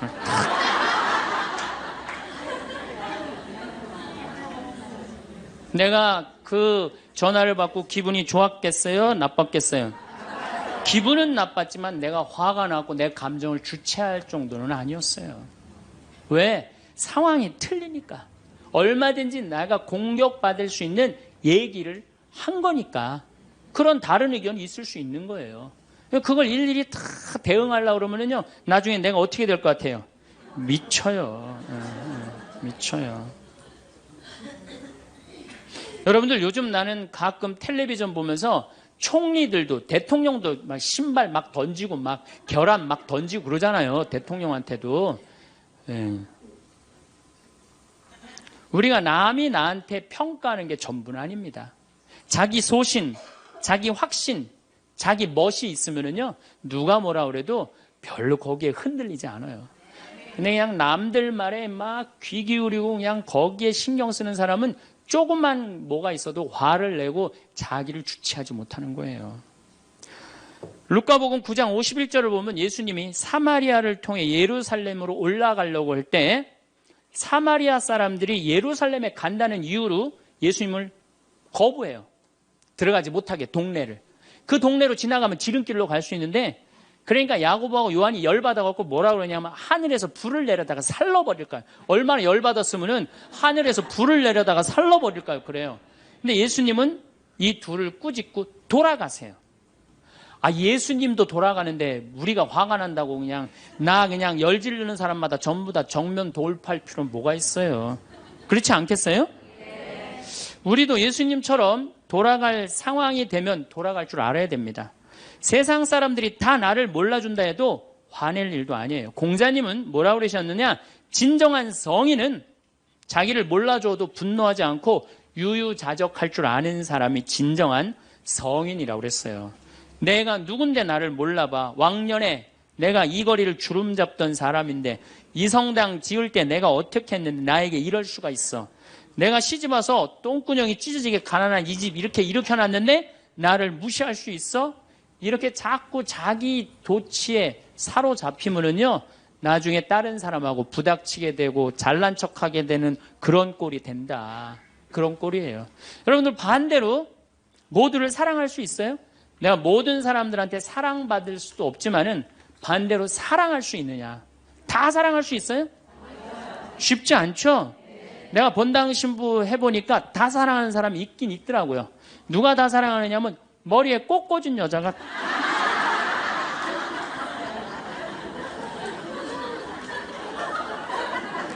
이게 모두를 사랑한다는 게 쉬운 게 아니에요. 근데 우리는 뭐에 지금 세뇌가 되어 있느냐면 성당에 나오면 어떻게 해야 된다고 생각해요? 모두를 사랑해야 된다고 생각하지 않아요? 나를 괴롭히는 사람, 나를 미워하는 사람, 나한테 힘들게 하는 사람 다 사랑해야 된다고 생각해요? 그렇게 생각하잖아요. 그리고 은연중에 그런 교육을 받았어요. 은연중에. 근데 성서에 모두를 사랑하라는 구절은 없어요. 서로 사랑하라고 그랬지 모두를 사랑하라고 하는 구절은 없어요.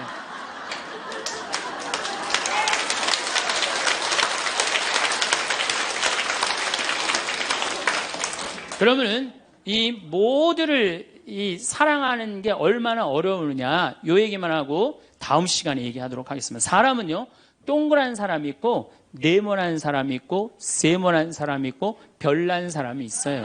그렇죠? 근데 꼭 사람 중에 삐죽한 사람이 있어. 삐죽한 사람. 말 한마디라도 꼭 아프게 하는 사람이 있어요. 그래갖고 내가 그냥 마음 먹고 파마를 싹 했단 말이야. 마음 먹고. 그래갖고 이 동그란 사람이 파마를 딱 했는데 삐죽한 놈이 딱 와서 한마디 합니다. 파마를 왜 그렇게 했어? 얼굴이 떡판 같아 보이잖아. 그럼 이 동그란 사람 피가 뚝뚝 떨어져요? 안 떨어져요? 뚝뚝 떨어지는데 동그란 사람 특징은 뭐냐? 남한테 싫은 소리 하면 안 되는 줄 알고 있는 거예요. 그러니까 동그란 사람이 그렇게 내 가슴에 피가 떨어지면 한마디 해줘야 될 거 아니에요.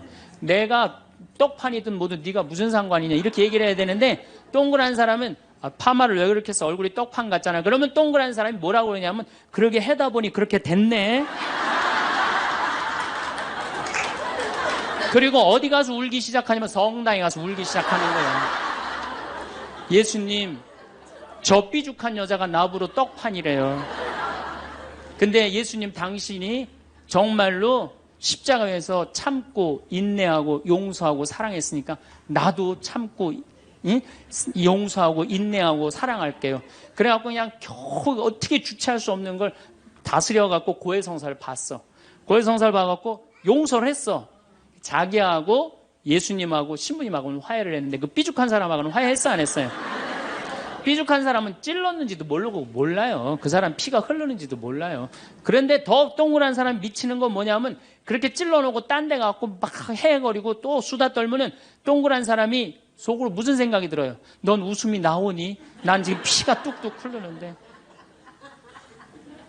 가을이 돼갖고 그냥 또 그냥 마음 먹고 성당을 나왔는데 삐죽한 놈이 동그란 사람한테 한마디 또 합니다. 아니 요즘 남편이 돈 못 벌어? 옷을 왜 이렇게 후줄구리하게 입고 다녀? 그러면 또 피가 뚝뚝 떨어지는 거야.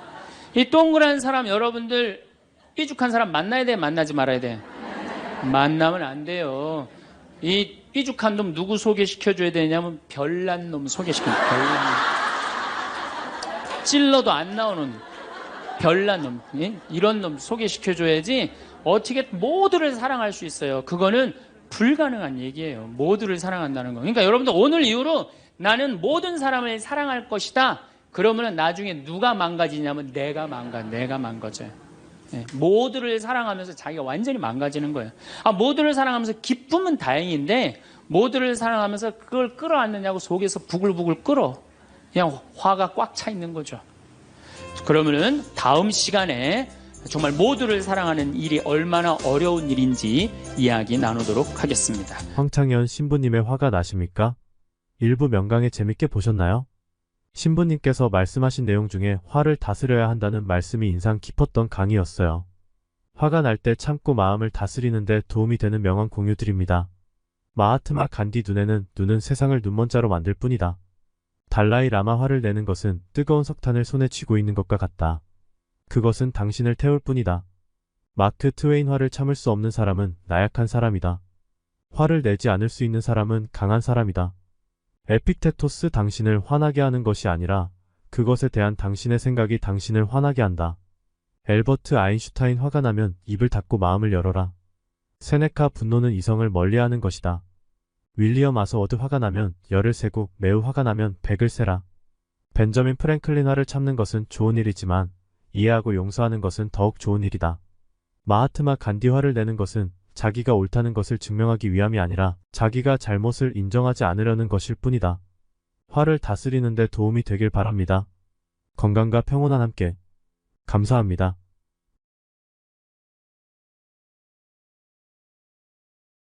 행복론이에요. 행복론. 행복하여라 마음이 가난한 사람들, 행복하여라 마음이 깨끗한 사람들, 행복하여라 마음이 온유한 사람들, 행복하여라 슬퍼하는 사람들, 행복하여라 아픈 사람들, 행복하여라 옳은 일을 하다 박해를 받는 사람들.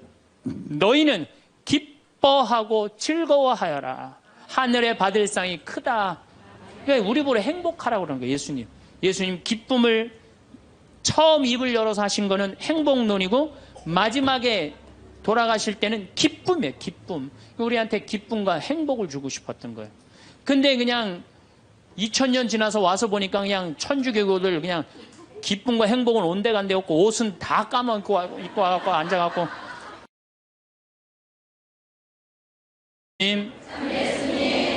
반갑습니다. 지난주에 이어서 오늘 우리가 정말로 모두를 사랑하는 일이 얼마나 어려운지 제가 지난주에 말씀드렸습니다. 동그란 사람, 네모난 사람, 세모난 사람, 별난 사람. 사람은 다 틀려요. 정말 제가 다 틀리다는 걸 얼마나 느끼느냐 하면은 내 친구들하고 냉면을 먹어도 내 친구 중에 아주 친한 친구가 하나 있는데 얘는 냉면을 먹으면은 달걀이 나오잖아요. 근데 걔는 흰자만 좋아해요.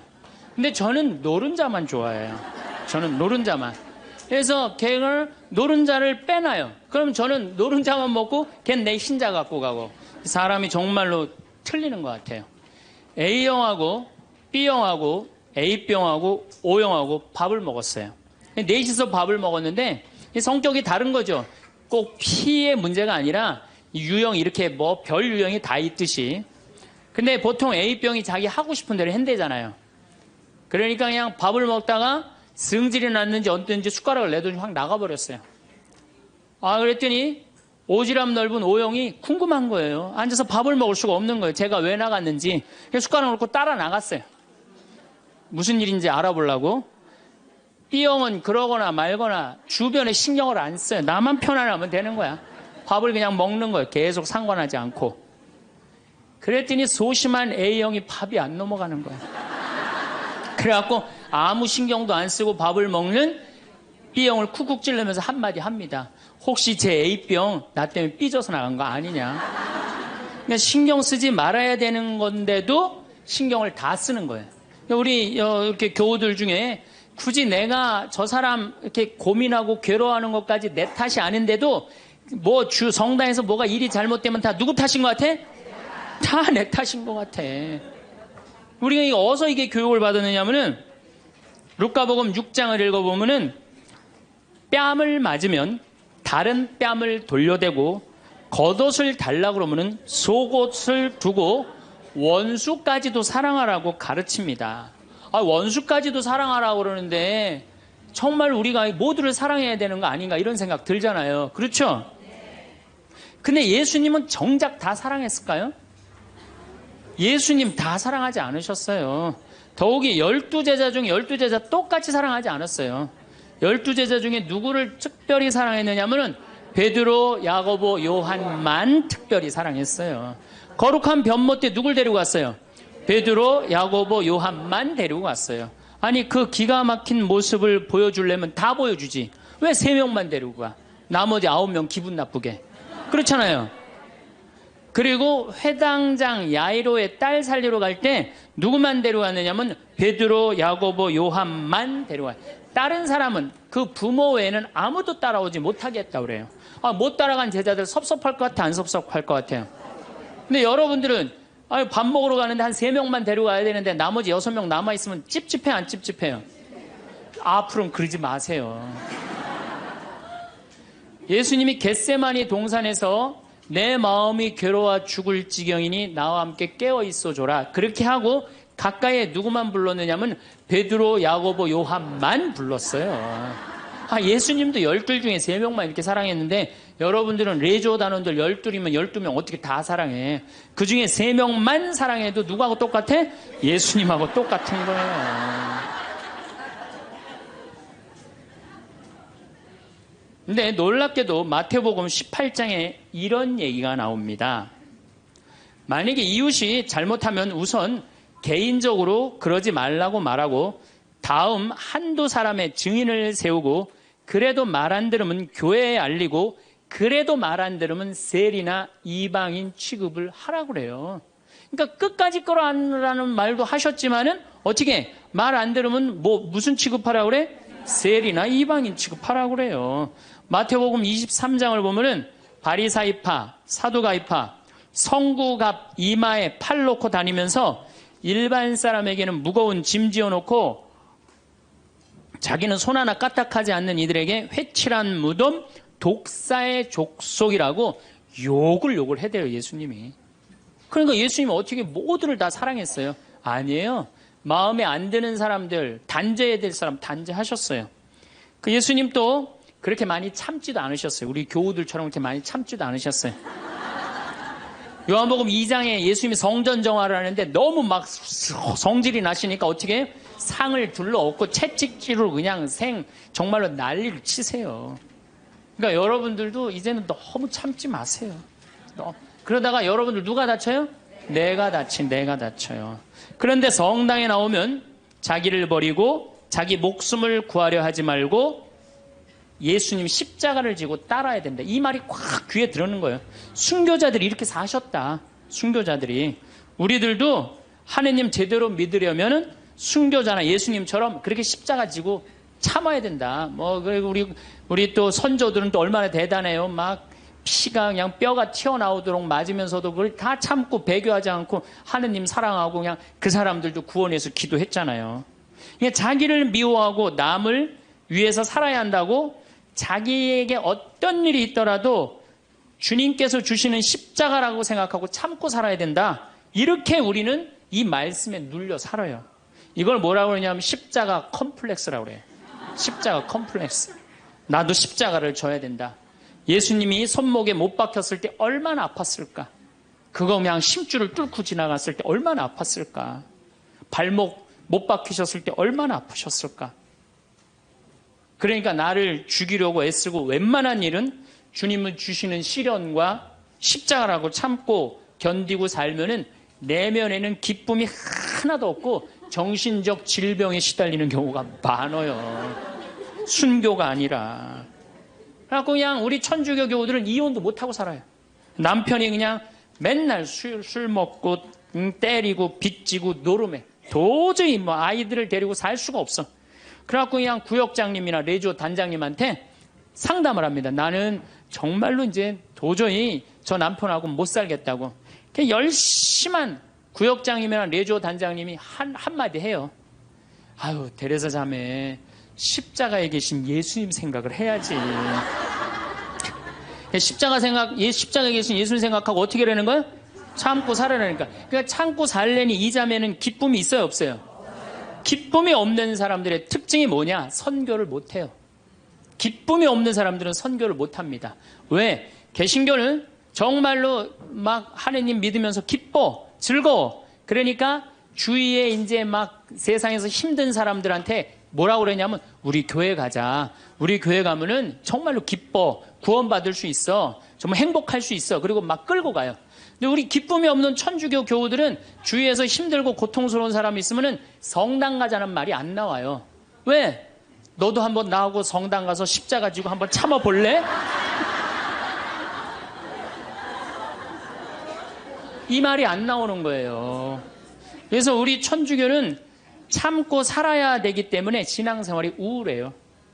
개신교는 기쁨, 찬양, 영광, 감사, 아멘, 알렐루야 이런 거거든요. 근데 우리는 우울해. 우리 교우들은 그냥 봄판공, 가을판공, 양심성찰, 십자가의 길, 참회의 절 이런 거란 말이에요. 그냥 기쁨이 없는 신앙생활.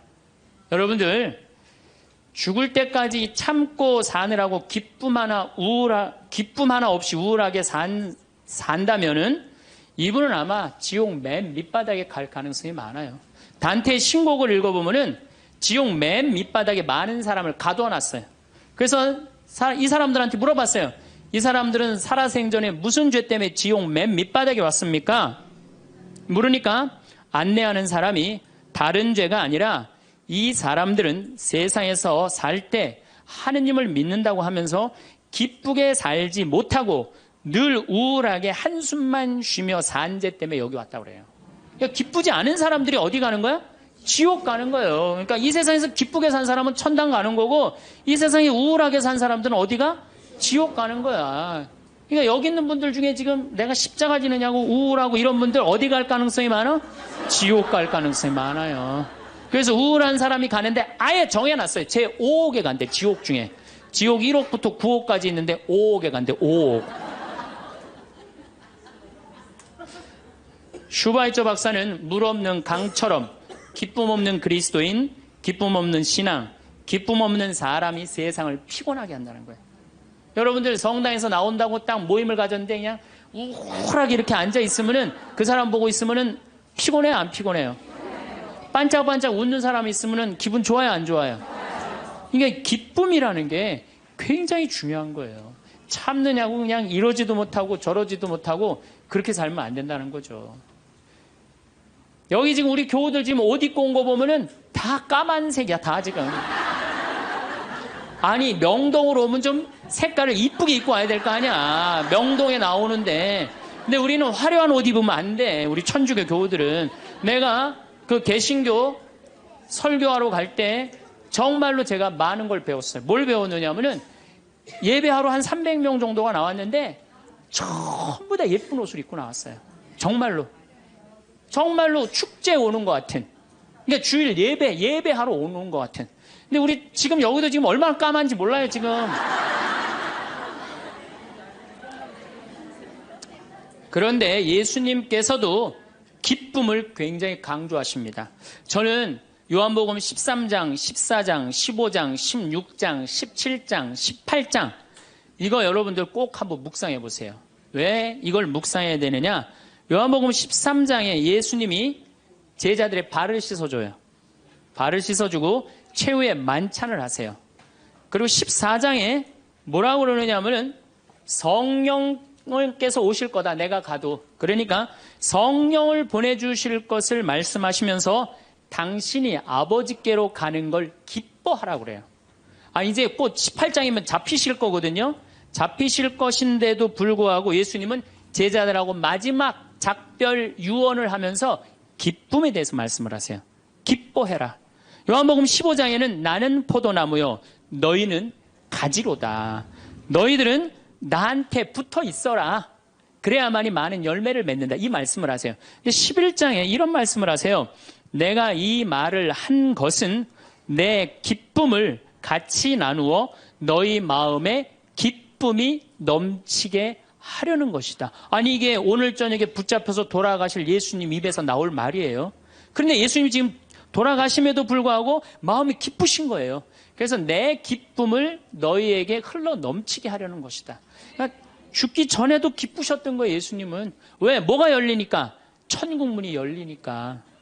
16장 22절에는 진리의 성령을 보내주실 것을 다시 한번 약속하시면서 내가 다시 너희와 만나게 될 때에는 너희 마음은 기쁨에 넘칠 것이며 그 기쁨은 아무도 빼앗아가지 못할 것이다. 구하여라 받을 것이다. 너희는 기쁨에 넘칠 것이다.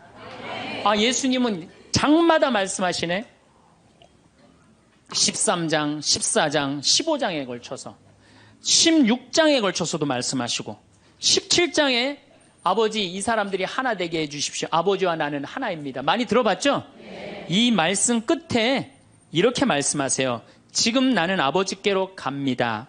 아직 세상에 있으면서 이 말씀을 드리는 것은 이 사람들이 내 기쁨을 마음껏 누리게 하려는 것입니다. 성서에 보면 온통 기쁨밖에 없는 거예요. 기쁨. 아니 지금 저 18장이면 잡으셔서 돌아가실 분이 마지막 유언에 마지막으로 하신 말씀이 뭐예요? 기쁨이에요. 기쁨. 그렇다면 여러분들은 신앙생활하면서 기뻐야 되지 않아요? 기뻐야 되는데 왜 이렇게 우울해? 왜 이렇게 청승을 떠냐 이거예요. 데살로니가 전서 5장 16절에 유명한 얘기죠. 항상 기뻐하시오. 그렇죠? 끊임없이 기도하시오.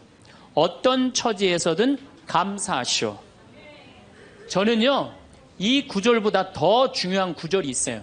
그 다음 구절이 이것이 우리 주 예수 그리스도를 통하여 드러내신 하느님 아버지의 뜻입니다.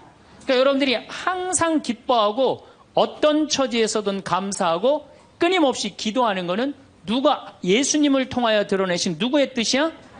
하느님의. 그러니까 기쁨과 감사는 우리의 본질이에요. 본질. 그러니까 우리가 신앙생활에 기뻐야 돼요. 필립보서 4장 4절 이 베드로 바오로 사도가 감옥에 갇혀서 쓴 거래요. 유명한 얘기예요. 주님 안에서 항상 기뻐하십시오. 다시 말합니다. 기뻐하십시오. 그래서 필립비서에 기뻐하라는 말을 16번이나 해요. 16번이나.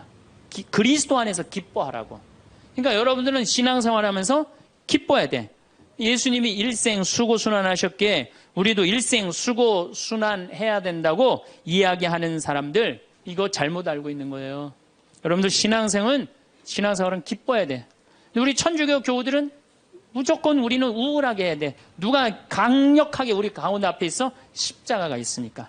그러니까 성가를 들어봐도요 미쳐요. 이제 조금 있으면 대림절 시작되는데 대림절 때 내가 제일 복장 터지는 성가가 뭐냐면 구세주 빨리 오사 이 성가예요. 이 노래를 어떻게 부르느냐면 구세주 빨리 오사 어둠을 없이 하며 동정 마리아에서 탄생하옵소서 이렇게 부른단 말이야. 근데 이 노래는 이렇게 부르면 절대 안 돼요. 이 노래는 못 갖춘 마디로 시작해서 8분의 6박자야. 강량약, 중강량약. 이거 춤추듯이 불러야 되는 거예요. 어떻게 불러야 되느냐면 구세주 빨리 오사 어둠을 없이 하며 동정 마리아에서 탄생하옵소서 이렇게 불러야 되는데 우리 교우들은 어떻게 부르느냐면 원조들이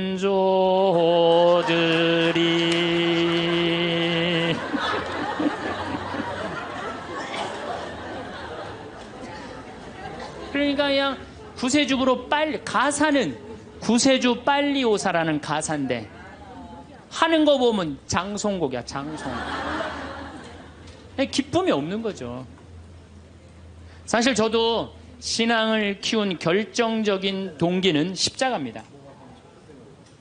중학교 때 성당에 가보면 나는 수원 조원동 주교자 성당에 다녔는데 십자가가 나무 십자가인데 큰 게 있었어요. 근데 그 예수님을 보면 너무 불쌍한 거예요. 어쩌면 우리를 사랑하시기에 저렇게 고통스럽게 지셨을까? 그냥 보면은 근데 우리 이 조원동 주교자 성당 옆에는 은퇴 신부님이 살았어요. 근데 어떤 신부님이 살았느냐면 하한주 신부님이라고 살았어요. 막 수염이 이렇게 하얀 수염이 나신 하한주 신부님. 이 신부님이 얼마나 무서웠느냐면은 우리 어렸을 때는 성체험할 때 그리스도의 몸은 아멘하고 혀로 내밀었잖아요.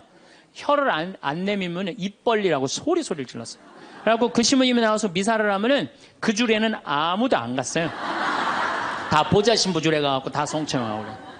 근데 나는 중학교 2학년 때부터 신학교를 가려고 그랬으니까 신부님 집에 놀러를 자주 갔어요. 놀러를 가면 신부님 집 거실에 뭐가 써 있느냐면 님 쓰신 가시관이라는 시가 쓰여 있어요. 님의 전생애가 마냥 슬펐기에 님 쓰신 가시관을 나도 쓰고 살으리라. 이튿날 님이 날 보시고 임이 보시고 날 닮았다 하소서. 이튿날 나를 보시고 임 닮았다 하소서. 이 세상 다할 때까지 당신만을 따르리라. 그 시를 보는데 가슴에 팍 와닿더라고요. 님의 전생애가 마냥 슬펐기에. 얼마나 이게 이 중학생 그 가슴에 와닿아요. 우리 님이 한 번도 기쁘지 않고 전생애가 마냥 슬펐기에 나도 님 쓰신 가시관을 나도 쓰고 살으리라. 얼마나 이게 가슴에 와닿아요. 여러분도 그렇지 않아요? 전생애가 고통스러웠더니 불쌍하지 않아요, 예수님? 그래갖고 나도 그 님의 전생애가 마냥 슬펐기에 님 쓰신 가시관을 나도 쓰고 살으리라. 그거 하려고 신학교 들어갔어요. 신학교 들어갔더니 이번에는 신학교에서 신상옥이라는 친구가 지금도 활동 열심히 하고 있죠. 이걸 고구로 써놨는데 기가 막힌 거예요. 우리 신학생들이 파티하고 축제 끝나면은 맨날 맨 마지막에 우리 신학생들이 이렇게 어깨동무하고 부르는 노래가 이 노래예요. 비장하게 부르는 거죠. 왜?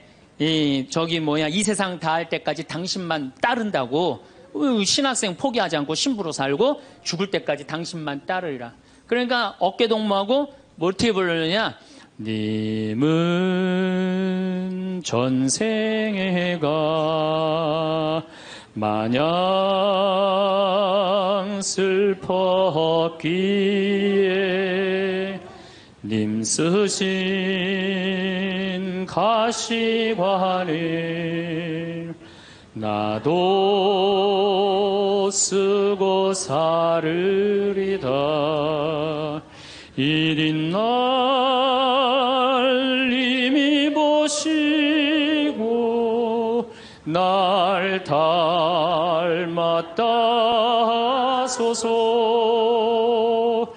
이린 날 나를 보시고 임 닮았다소서.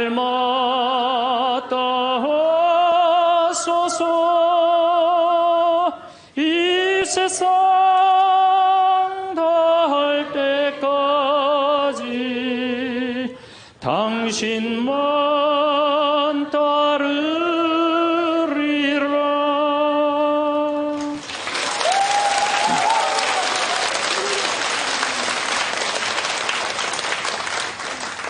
이렇게 청승을 떨면서 신학교 10년을 보냈어요. 신부가 딱 되고 보니 내가 내 관점에서 성서를 좀 읽어보니까 더욱이 강원도 생태마을 아름다운 자연에서 하느님이 창조해놓은 기가 막힌 자연에서 성서를 읽어보니까 우리 님께서 하나도 안 슬프게 사셨더라고요. 그리고 가시관은 언제 썼느냐 하면은 전생에 쓴 게 아니라 마지막 금요일 날 하루 쓴다. 하루밖에 안 썼더라고요. 전생애가 슬프긴 뭐가 슬퍼요. 예수님처럼 기쁘게 사신 분이 없어요. 성서에 예수님을 표현하길 뭐라고 그랬냐면은 예수님은 먹보요 술꾼이라고 그래요. 루카복음 5장 29절에서 30절에 나옵니다. 그리고 레이는 그분을 위해서 자기 집에서 큰 잔치를 베풀었는데 세리들과 그 밖에 많은 사람이 큰 무리를 이루어 그분 일행과 어울려 먹고 있었다. 그래서 바리사회와 율사들이 제자들에게 투덜거렸다. 어째서 세리와 죄인들과 어울려서 먹고 마시고들 있소. 그러니까 예수님은 늘 먹고 마셨던 게 일이에요. 세례자 요한하고는 정반대의 행보를 보내세요. 세례자 요한은 금욕과 고행을 하는 정신적인 지도자였어요. 마르코복음 1장 6절을 보면 사막에서 지내면서 낙타 털옷을 입고 들꿀을 먹으면서 지냈다고 그래요. 꿀 먹으면 좋은다고 그랬는데 꿀을 요만큼 하루 겨우 견딜 만큼 먹었던 거예요. 정말로 금욕을 했던 사람이에요. 그런데 이 세례자 요한하고 예수님은 정반대야. 그러니까 예수님이 뭐라 그래? 세례자 요한에서 먹지도 않고 마시지도 않으니까 저 세례자 요한 보러 미쳤다고 그러고 내가 먹고 마시니까 나보러 마귀 들렸다고 그러고 그런다고. 그러니까 먹고 마시는 걸 당신도 인정한 거예요. 먹고 마시는 거 참 좋아하셨어요. 예수님처럼 축제 좋아하신 분이 어디 있어요? 예수님은요 잔치집만